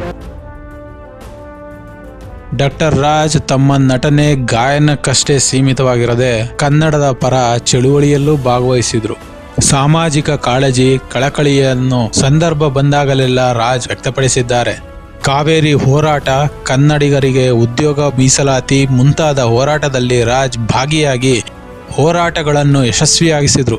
1962ರಲ್ಲಿ ಪ್ರವಾಹ ಪರಿಹಾರ ನಿಧಿ ಸಂಗ್ರಹಕ್ಕಾಗಿ ಉತ್ಸಾಹದಿಂದ ತಮ್ಮನ್ನು ತೊಡಗಿಸಿಕೊಂಡ ರಾಜ್ 1996ರಲ್ಲಿ ಬೆಂಗಳೂರಿನ ಕೆಂಪೇಗೌಡ ರಸ್ತೆಯಲ್ಲಿ ಕನ್ನಡ ಚಿತ್ರಗಳಿಗೆ ಚಲನಚಿತ್ರ ಮಂದಿರಗಳನ್ನು ಒದಗಿಸಬೇಕೆಂದು ಚಳುವಳಿಯವರೆಗೂ ಮುಂಚೂಣಿಯಲ್ಲಿದ್ದಾರೆ. 1982ರಲ್ಲಿ ಗೋಕಾಕ್ ವರದಿ ಜಾರಿಗೆ ಒತ್ತಾಯಿಸಿ ರಾಜ್ಯದಾದ್ಯಂತ ನಡೆದ ಚಳುವಳಿಯ ನೇತೃತ್ವವನ್ನು ಡಾಕ್ಟರ್ ರಾಜ್ ವಹಿಸಿದ್ರು. ಚಳುವಳಿಗೆ ಗಂಭೀರ ಸ್ವರೂಪ ಬಂದದ್ದು ಡಾಕ್ಟರ್ ರಾಜ್ ಚಳುವಳಿಗೆ ಧುಮುಕಿದಾಗ್ಲೇ. ಅಲ್ಲಿ ರಾಜ್ ಒಂದು ಶಕ್ತಿಯಾಗಿ ಗೋಚರಿಸಿದ್ರು. ರಾಜ್ಕುಮಾರ್ ಕನ್ನಡಕ್ಕಾಗಿ ಹುಟ್ಟಿದವರು ಅಂದ್ರೆ ತಪ್ಪಾಗಲ್ಲ. ನಾಡು ನುಡಿ ನೆಲ ಜಲಕ್ಕೆ ಧಕ್ಕೆ ಬಂದಾಗ ಹೋರಾಟದ ಮುಂಚೂಣಿಯಲ್ಲೇ ಇರ್ತಾರೆ ನಮ್ಮ ಅಣ್ಣವರು. ಕರುನಾಡಿನ ಹಿರಿಯಣ್ಣನಾಗಿ ಗೋಕಾಕ್ ಚಳುವಳಿಯನ್ನ ಮುನ್ನಡೆಸಿ ಆ ಮೂಲಕ ಕನ್ನಡಿಗರ ದನಿಯಾಗಿದ್ದ ಮುತ್ತುರಾಜ್ ಈಗ ಇತಿಹಾಸ.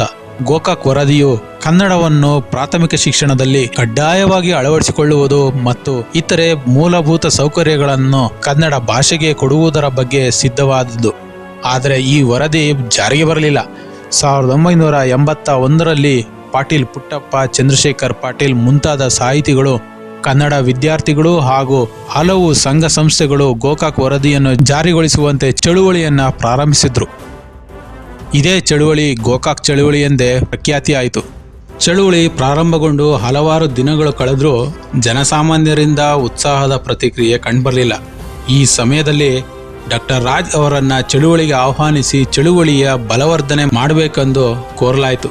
ಡಾಕ್ಟರ್ ರಾಜ್ ನೇತೃತ್ವದಲ್ಲಿ ಕನ್ನಡ ಚಿತ್ರರಂಗ ಗೋಕಾಕ್ ಚಳುವಳಿಗೆ ಸಂಪೂರ್ಣ ಸಹಕಾರ ನೀಡುವುದಾಗಿ ಪ್ರಕಟಿಸಿ ರಾಜ್ಯದಾದ್ಯಂತ ಪ್ರವಾಸ ಕೈಗೊಳ್ಳಿತು. ಹಲವಾರು ಸಭೆ ಸಮಾರಂಭ ಭಾಷಣಗಳು ಕರ್ನಾಟಕದ ಪ್ರಮುಖ ನಗರಗಳಲ್ಲಿ ಜರುಗಿದ್ದು ಕರ್ನಾಟಕದ ಜನತೆ ಚಳುವಳಿಗೆ ಹಿಂದೆಂದಿಗಿಂತಲೂ ಹೆಚ್ಚಿನ ಸಂಖ್ಯೆಯಲ್ಲಿ ಉತ್ಸಾಹದಿಂದ ಪ್ರತಿಕ್ರಿಯಿಸಿದರು ಮತ್ತು ಭಾಗವಹಿಸಿದರು.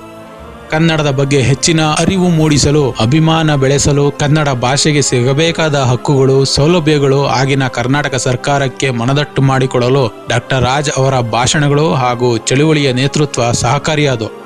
ಗುಂಡೂರಾವ್ ನೇತೃತ್ವದ ಆಗಿನ ಕರ್ನಾಟಕ ಸರ್ಕಾರ ಚಳುವಳಿಯ ತೀವ್ರತೆಗೆ ಸ್ಪಂದಿಸಿ ಗೋಕಾಕ್ ವರದಿಯನ್ನ ಜಾರಿಗೊಳಿಸಿತು. ಇದು ರಾಜ್ ಅವರ ಇಚ್ಛಾಶಕ್ತಿ. ಕನ್ನಡ ತಾಯಿಯು ನೀಡಿದ ವರವು ಸುಮಧುರ ಸುಂದರ ನುಡಿಯೋ. ಇನ್ನು ಶುದ್ಧ ಕನ್ನಡ ಅಂದ್ರೆ ಅದು ರಾಜ್ಕುಮಾರ್ ಮಾತನಾಡೋ ಭಾಷೆ ಅನ್ನೋದು ಪ್ರತಿಯೊಬ್ಬ ಕನ್ನಡಿಗರು ಒಪ್ಪುವಂಥದ್ದೇ. ಯಾವುದೋ ಕೆಲವಾರು ಸಮಾರಂಭಗಳಲ್ಲಿ ನಾನು ಆಗಾಗ ಹೇಳ್ತಾನೆ ಇರ್ತಿದ್ದೆ, ನಮ್ಮ ಭಾಷೆಗೆ ಪ್ರೋತ್ಸಾಹ ಸಾಲದು ಅನ್ನುವಂಥದ್ದನ್ನು. ಏನೋ ನಮ್ಮ ಒಂದು ಕೂಗು ಆ ಕನ್ನಡ ತಾಯಿಗೆ ಮುಟ್ಟಿತು ಅಂತ ಕಾಣುತ್ತೆ. ಅದಕ್ಕೆ ಸರಿಯಾಗಿ ಗೋಕಾಕ್ ವರದಿ ಜಾರಿಗೆ ಬರಬೇಕು ಅನ್ನೋಂಥ ಒಂದು ಸಂದರ್ಭ ಬಂದು ನಮ್ಮ ಜನರೆಲ್ಲ ಸೇರಿ ನಮಗೆ ಕರೆ ಕೊಟ್ಟು ನೀವೆಲ್ಲ ಬಂದು ಸೇರ್ಕೋಬೇಕು, ಈ ಭಾಷೆಯಿಂದ ನೀವು ಬದುಕ್ತಾ ಇರೋರು, ಬೆಳಗುತ್ತಾ ಇರೋರು, ಕೀರ್ತಿ ಸಂಪಾದನೆ ಮಾಡಿದ್ದೀರಿ, ಇದರಿಂದ ಬದುಕ್ತಾ ಇರೋರು, ಅದರಿಂದ ನೀವು ಇದಕ್ಕೆ ಸೇವೆ ಮಾಡಲೇಬೇಕು ಅನ್ನತಕ್ಕಂಥ ಕರೆ ಅವ್ರು ನಮಗೆ ಕೊಟ್ಟಾಗ ನಾವು ಅದನ್ನೇ ಬಯಸ್ತಾ ಇದ್ದೀವಿ. ಅದಕ್ಕೆ ಸರಿಯಾಗಿ ನಮ್ಮ ಧಾರವಾಡದ ಕ್ರಿಯಾ ಸಮಿತಿಯವರು ಕರೆ ಕೊಟ್ಟರು, ಬನ್ನಿ ನಮ್ಮ ಜೊತೆಯಲ್ಲಿ ಸೇರ್ಕೊಳ್ಳಿ, ನಾವು ಕಷ್ಟಪಡೋಣ, ಬೇಕಾದ್ದಾಗಲಿ ದುಡಿಯೋಣ ನಾವು ಅಂತ ಹೇಳಿ ನಮ್ಗೆ ಆಶ್ವಾಸನೆ ಕೊಟ್ಟ ಮೇಲೆ ನಾವು ನಮ್ಮ ಕಲಾವಿದರ ಜೊತೆಯಲ್ಲಿ ನಮ್ಮ ಲೋಕೇಶ್, ಅಶೋಕ್, ಇನ್ನು ಅನೇಕ ಕಲಾವಿದರುಗಳ ಜೊತೆಯಲ್ಲಿ ಹೋಗಿ ಸೇರ್ಕೊಂಡಿವಿ. ಆ ಸಂದರ್ಭದಲ್ಲಿ ಕೆಲವಾರು ಊರುಗಳನ್ನು ಸುತ್ತಿದಾಗ, ಕೆಲವಾರು ಊರುಗಳು ಅಂತಂದ್ರೆ ಉತ್ತರ ಕರ್ನಾಟಕದ ಕಡೆ ಎಲ್ಲ ಹೋಗಿದ್ವಿ ಅಂತ ಇಟ್ಕೊಳ್ಳಿ. ಅಲ್ಲೆಲ್ಲ ನೋಡಿದಾಗ ನಮ್ಮ ಆ ಜನಗಳ ಒಂದು ಅಭಿಮಾನ, ಪ್ರೇಮ, ನಮ್ಮಗಳನ್ನು ನೋಡಬೇಕು ಅನ್ನತಕ್ಕಂಥ ಒಂದು ಆತರ ಎಷ್ಟಿತ್ತು ಅಂತ ಹೇಳಿದ್ರೆ ಅದನ್ನ ವರ್ಣನೆ ಮಾಡೋದಕ್ಕಾಗೋದಿಲ್ಲ. ನಮಗೂ ಇದೊಂಥರ ಪುಣ್ಯ ಮಾಡಿ ನಮ್ಮ ಕರ್ನಾಟಕದಲ್ಲಿ ನಾವು ಹುಟ್ಟಿದ್ದೀವಿ ಅಂತ ಕಾಣುತ್ತೆ. ಆದ್ರಿಂದ ನಮಗಿಂಥ ಒಂದು ಅವಕಾಶ, ನಮ್ಮ ಜನಗಳನ್ನ ಪ್ರತ್ಯಕ್ಷವಾಗಿ ನೋಡುವಂಥ ಅವಕಾಶ ನಮಗೆ ಸಿಕ್ಕಿದೆ ಅನ್ನತಕ್ಕಂಥ ಹೆಮ್ಮೆ ಕೂಡ ನಮಗಿತ್ತು. ನನ್ನ ಜೀವಮಾನದಲ್ಲಿ ಲಾಠಿ ಚಾರ್ಜ್ ಆಯ್ತು, ಅದಾಯ್ತು, ಇದಾಯ್ತು ಅಂತ ಕೇಳ್ತೀಯ ಹೊತ್ತು ಕಣ್ಣಿಂದ ನೋಡಿರಲಿಲ್ಲ. ನಮ್ಮ ರಕ್ತ, ನಮ್ಮ ಉಸಿರು. ರಾಜ್ಕುಮಾರ್ ಅವರೇ, ಈ ಜಾಗೃತಿ ಜಾಥಾ ಒಳಗೆ ಸಾಕಷ್ಟು ಊರುಗಳನ್ನ ಸುತ್ತಿರ್ಬೇಕಲ್ವೇ ನೀವು? ಅಲ್ಲೋ ಮತ್ತೆ ಅದು ಆ ಊರುಗಳ ಹೆಸರು ಸ್ವಲ್ಪ ತಮಗೆ ಜ್ಞಾಪಕ ಇದ್ರೆ ಒಂದ್ಸಾರಿ ಕೇಳಿ ಹೇಳ್ತೀನಿ. ಬೆಳಗಾಂ, ಹುಬ್ಬಳ್ಳಿ, ಧಾರವಾಡ, ಗದಗ, ಬಳ್ಳಾರಿ, ಹರಿಹರ, ದಾವಣಗೆರೆ, ಮೈಸೂರು, ಮಂಡ್ಯ, ಚನ್ನಪಟ್ಟಣ, ಹೊಸಕೋಟೆ, ಬಂಗಾರಪೇಟೆ, ಕೆಜಿಎಫ್, ಕೋಲಾರ, ಚಿಂತಾಮಣಿ, ಸಿದ್ಧಘಟ್ಟ, ವಿಜಯಪುರ, ಚಿಕ್ಕಬಳ್ಳಾಪುರ, ಕುಣಿಗಲ್, ಚನ್ನರಾಯಪಟ್ಟಣ, ಹಾಸನ, ಬೇಲೂರು, ಕಡೂರು, ಚಿಕ್ಕಮಗಳೂರು, ಬೀರೂರು, ತರೀಕೆರೆ, ಭದ್ರಾವತಿ, ಶಿವಮೊಗ್ಗ, ಸಾಗರ, ಸೊರಬ, ಶಿರಾಳಕೊಪ್ಪ, ಹಿರೇಕೆರೂರು, ರಟ್ಟಿಹಳ್ಳಿ, ಹಾವೇರಿ, ರಾಣಿಬೆನ್ನೂರು, ಸವದತ್ತಿ, ಮನವಳ್ಳಿ, ಯರಗಟ್ಟಿ, ಗೋಕಾಕ, ಬನಹಟ್ಟಿ, ರಬಕವಿ, ಮಹಾಲಿಂಗಪುರ, ಮುಧೋಳ, ಜಮಖಂಡಿ, ಬಿಜಾಪುರ, ಸಿಂಧಗಿ, ಅಫಜಲ್ಪುರ್, ಅಲಮೇಲ, ಜೇವರ್ಗಿ, ಗುಲ್ಬರ್ಗ, ಯಾದಗಿರಿ, ಲಿಂಗಸೂಗೂರು, ತಡೆಬಿಡೆ, ಮುದಗಲ್, ಹುನಗುಂದ, ಇಳಕಲ್ಲ, ಕುಷ್ಟಗಿ, ಕೊಪ್ಪಳ, ಗಂಗಾವತಿ, ಕಂಪ್ಲಿ, ಚಳ್ಳಕೆರೆ, ಚಿತ್ರದುರ್ಗ, ಹಿರಿಯೂರು, ಬೆಂಗಳೂರು. ಈ ಊರುಗಳನ್ನೆಲ್ಲ ಸುತ್ತದಾಗ ಇಷ್ಟು ಸುಸ್ತಾಗ್ಲಿಲ್ಲ ನನಗೆ. ನಾನು ಕೇಳೇ ಸುಸ್ತಾಗ್ತಾ ಇದೆ. ಇಷ್ಟೊಂದು ಊರುಗಳು ಅಂದ್ರೆ ಇದು ಪಟ್ಟಿನಲ್ಲಿ ನಾವು ಹಾಕೊಂಡಿದ್ದು. ಓಹೋ, ಇದರ ಮಧ್ಯೆ ಎಷ್ಟೊಂದು ಹಳ್ಳಿಗಳು. ನಾವು ರಸ್ತೆನಲ್ಲಿ ಹೋಗುವಾಗ ಉದ್ದಕ್ಕೂ ಬರೀ ಜನಗಳನ್ನೇ ನೋಡಿದ್ರೆ ಹೊರತು ಖಾಲಿ ಜಾಗಗಳನ್ನ ನಾವು ನೋಡ್ಲೇ ಇಲ್ಲ. ಬರೀ ಜನಗಳು, ಎಲ್ಲೆಲ್ಲೂ ಬರೀ ಅಭಿಮಾನಿಗಳು. ಪ್ರತಿಯೊಂದು ಹಳ್ಳಿಗಳಲ್ಲೂ ಜನ ಕಾಯ್ಕೊಂಡಿರ್ತಿದ್ರು. ಪ್ರತಿಯೊಬ್ಬರು ಚಪ್ರಗಳು ಹಾಕೊಂಡು ಹೂನಾರುಗಳು ಹಿಡ್ಕೊಂಡು ನಿಂತ್ಕೋತಾ ಇದ್ರು. ಹೇಗೆ ಅವ್ರು ನೋಡದೆ ಹೋಗೋದು? ನೋಡೇ ಹೋಗ್ಬೇಕಾಗ್ತಿತ್ತು. ಅದಕ್ಕೇನೊಂದು ವ್ಯವಸ್ಥೆ ಮಾಡ್ಕೊಂಡಿದೀವಿ ಅಂತ ಹೇಳಿದ್ರೆ, ಬಸ್ಸಿನ ಮೇಲೆ ಧ್ವನಿವರ್ಧಕಗಳನ್ನ ಕಟ್ಟಿ ನಾವು ಆ ಕಲಾವಿದರುಗಳೆಲ್ಲ ಮೇಲೆ ಕೂತು ಬಿಡ್ತಾ ಇತ್ತು. ಬಸ್ಸಿನ ಮೇಲೆ? ಹೌದು, ಕೂತ್ಕೊಂಡು ಆ ಧ್ವನಿವರ್ಧಕಗಳಿಂದ ಮಾತಾಡಿ ಆ ಜನಗಳನ್ನ ನಾವು ಸಂತೋಷ ಪಡಿಸ್ತಾ ಇದ್ವಿ. ಬೇರೆ ದಾರಿಯಲ್ಲಿ ಏನ್ ಮಾಡೋಕ್ಕಾಗತ್ತೆ? ಇಷ್ಟಾದ್ರೂ ಸಮಯಕ್ಕೆ ಸರಿಯಾಗಿ ನಾವು ಹೋಗ್ಬೇಕಾದ ಸ್ಥಳಕ್ಕೆ ಹೋಗಕ್ಕಾಗ್ತಾ ಇರ್ಲಿಲ್ಲ. ನಾವು ಮಧ್ಯೆ ನಿಂತು ಜನಗಳನ್ನ ನೋಡಿ ಹೋಗ್ತಾ ಇದ್ರಿಂದ ಸಕಾಲಕ್ಕೆ ಸಮಾರಂಭಗಳು ಹೋಗಕ್ಕಾಗ್ತಾ ಇರ್ಲಿಲ್ಲ. ಹೌದು, ಆದ್ರೂ ಅವರು ನಾವು ಎಷ್ಟೇ ವಿಳಂಬವಾಗಿ ಹೋದ್ರು ಆ ಜನಗಳು ಮಾತ್ರ ನಮ್ಮನ್ನು ನೋಡಿದಾಗ ಆ ಸಂತೋಷದಲ್ಲಿ ತೆರೆದ ಮನಸ್ಸಿನಿಂದ ನಮಗೆ ಸ್ವಾಗತ ಬಯಸ್ತಾ ಇದ್ರು. ರಾಜ್ ಅವರು ನಟನೆ, ಗಾಯನ ಅಷ್ಟೇ ಅಲ್ಲದೆ ಬಿಡುವಿನ ವೇಳೆ ತಮ್ಮ ಜೀವನದುದ್ದಕ್ಕೂ ಯೋಗಾಸನವನ್ನ ಅಭ್ಯಾಸ ಮಾಡ್ತಿದ್ರು. ವಿನಯಕ್ಕೆ ಮತ್ತೊಂದು ಹೆಸರೇ ಡಾಕ್ಟರ್ ರಾಜ್. ಸರಳತೆ ಮತ್ತು ಮುಗ್ಧತೆಯನ್ನು ತಮ್ಮ ಜೀವನದುದ್ದಕ್ಕೂ ಕಾಪಾಡಿಕೊಂಡು ಬಂದ ಮೇರುನಟ. ಯೋಗಾಭ್ಯಾಸವನ್ನು ತಮ್ಮ ಕೊನೆಯ ಉಸಿರಿನವರೆಗೂ ಪಾಲಿಸಿದ್ರು. ಹಾಗೆ ಪಾರ್ವತಮ್ಮ ರಾಜ್ಕುಮಾರ್ ಅವರೊಂದಿಗೂ ಈ ಯೋಗಾಭ್ಯಾಸವನ್ನು ಮಾಡ್ತಾ ಇದ್ರು.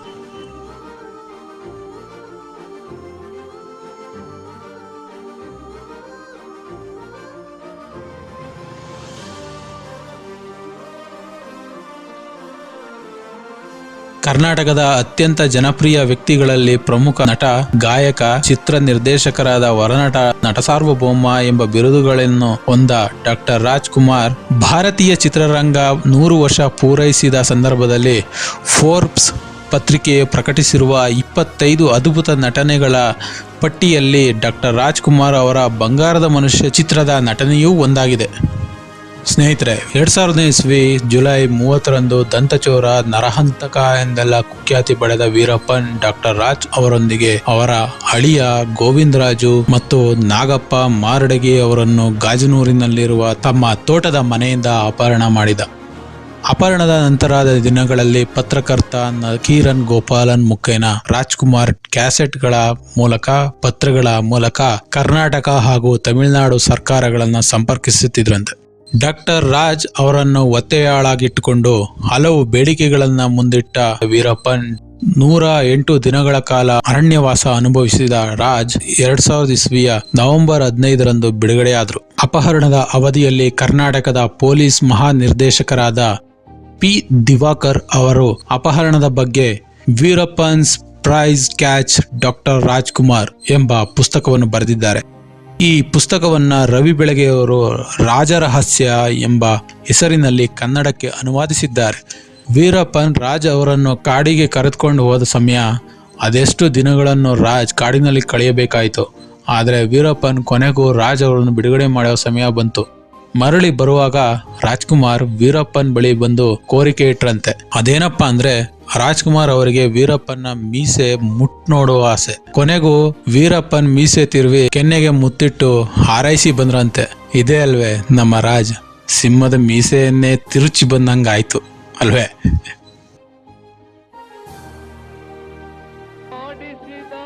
ಸ್ನೇಹಿತರೆ, 2006 ಏಪ್ರಿಲ್ 12 ಕನ್ನಡಿಗರ ಕರಾಳ ದಿನ.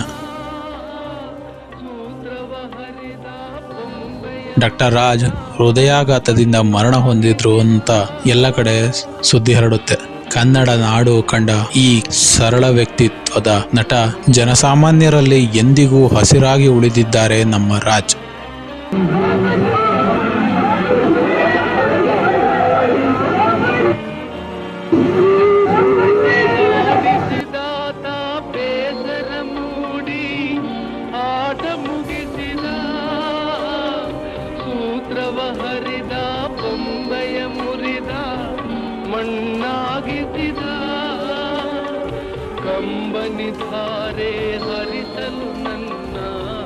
ಡಾಕ್ಟರ್ ರಾಜ್ ಅವರ ಸ್ವ-ಇಚ್ಛೆಯಂತೆ ಮರಣೋತ್ತರವಾಗಿ ಅವರ ಕಣ್ಣುಗಳನ್ನು ನಾರಾಯಣ ನೇತ್ರಾಲಯಕ್ಕೆ ದಾನ ಮಾಡಲಾಯಿತು.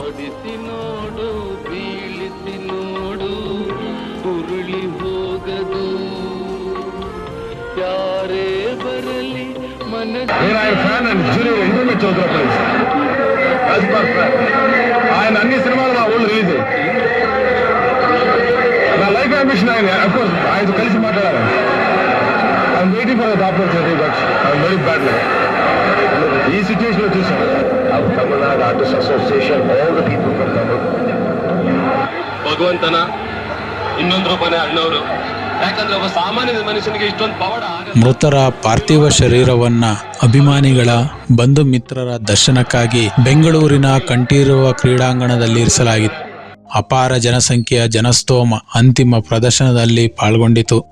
ಸ್ನೇಹಿತರೆ, ಕನ್ನಡಕ್ಕೊಬ್ಬರೇ ರಾಜ್ಕುಮಾರ್. ಕಲಾವಿದರು ಸಾವಿರಾರು ಜನ ಹುಟ್ಟುತ್ತಾರೆ, ಆದರೆ ಕಲಾವಿದರೆಲ್ಲ ರಾಜ್ಕುಮಾರ್ ಆಗೋಕೆ ಸಾಧ್ಯ ಇಲ್ಲ. ಪ್ರತಿ ಕನ್ನಡಿಗರ ಹೃದಯದಲ್ಲಿ, ಕನ್ನಡಿಗರ ಮನೆಗಳಲ್ಲಿ ರಾಜ್ ಎಂದಿಗೂ ಅಮರ. ಮತ್ತೆ ಅವರ ನುಡಿ ನಡೆ, ಅವರ ನಟಿಸಿರುವ ಸಿನಿಮಾಗಳು ಎಂದಿಗೂ ಅಜರಾಮರ. ಏಕೆಂದ್ರೆ ಕನ್ನಡಕ್ಕೊಬ್ಬರೇ ರಾಜ್ಕುಮಾರ್. ಸ್ನೇಹಿತರೆ, ಹೀಗೆ ಮುತ್ತುರಾಜ್ ರಂಗಭೂಮಿ ನಾಟಕ ಪಾತ್ರಗಳಿಂದ ಹಿಡಿದು ಬೇಡರ ಕಣ್ಣಪ್ಪ ಚಿತ್ರದ ಮೂಲಕ ನಾಯಕ ನಟನಾಗಿ ಕನ್ನಡ ಚಿತ್ರರಂಗಕ್ಕೆ ಪಾದಾರ್ಪಣೆ ಮಾಡಿ ತಮ್ಮ ಅಂತಿಮ ಗಳಿಗೆಯಲ್ಲೂ ಕಸ್ತೂರಿ ನಿವಾಸದ ಪಾತ್ರಧಾರಿಯಂತೆ ಏನನ್ನೂ ಅಪೇಕ್ಷಿಸದೆ ತಮ್ಮ ಕಣ್ಣುಗಳನ್ನು ಅಭಿಮಾನಿ ದೇವರುಗಳಿಗೇ ದಾನ ಮಾಡಿದ ನಮ್ಮೆಲ್ಲರ ಬೇಡರ ಕಣ್ಣಪ್ಪ ಡಾಕ್ಟರ್ ರಾಜ್ಕುಮಾರ್ ಅವರ ಬಗ್ಗೆ ಹೇಳ್ತಾ ಹೋದ್ರೆ ಪದಗಳೇ ಸಾಲದು. ಡಾಕ್ಟರ್ ರಾಜ್ಕುಮಾರ್ ಬಗೆಗಿನ ಈ ವಿಡಿಯೋ ನಿಮಗೆ ಇಷ್ಟ ಆಗಿದೆ ಅಂತ ನಂಬ್ತಾ, ಈ ಚಾನಲ್ ಅನ್ನ ನೀವಿನ್ನೂ ಸಬ್ಸ್ಕ್ರೈಬ್ ಮಾಡಿಲ್ಲ ಅಂದ್ರೆ ಕೂಡಲೇ ಸಬ್ಸ್ಕ್ರೈಬ್ ಮಾಡಿ, ಮತ್ತೆ ಈ ವಿಡಿಯೋನ ನಿಮ್ಮ ಎಲ್ಲ ಸ್ನೇಹಿತರಿಗೂ ಕಳಿಸಿ ಅಂತ ಹೇಳ್ತಾ, ನಿಮ್ಮ ಅನಿಸಿಕೆ ಅಭಿಪ್ರಾಯಗಳನ್ನ ಕಮೆಂಟ್ ಬಾಕ್ಸ್ ನಲ್ಲಿ ತಿಳಿಸಿ. ಹಾಗೆ ಸ್ನೇಹಿತರೆ, ಇಷ್ಟು ಸುದೀರ್ಘ ಸಮಯ ಈ ಸಂಚಿಕೆ ನೋಡಿದ ತಮ್ಮೆಲ್ಲರಿಗೂ ಧನ್ಯವಾದಗಳು ಹೇಳ್ತಾ, ಮುಂದಿನ ಹೊಸ ಸಂಚಿಕೆಯಲ್ಲಿ ಮತ್ತೆ ಸಿಗೋಣ. ಅಲ್ಲಿವರೆಗೆ ಜೈ ಹಿಂದ್, ಜೈ ಕನ್ನಡ ಮಾತೆ, ಜೈ ಭುವನೇಶ್ವರಿ.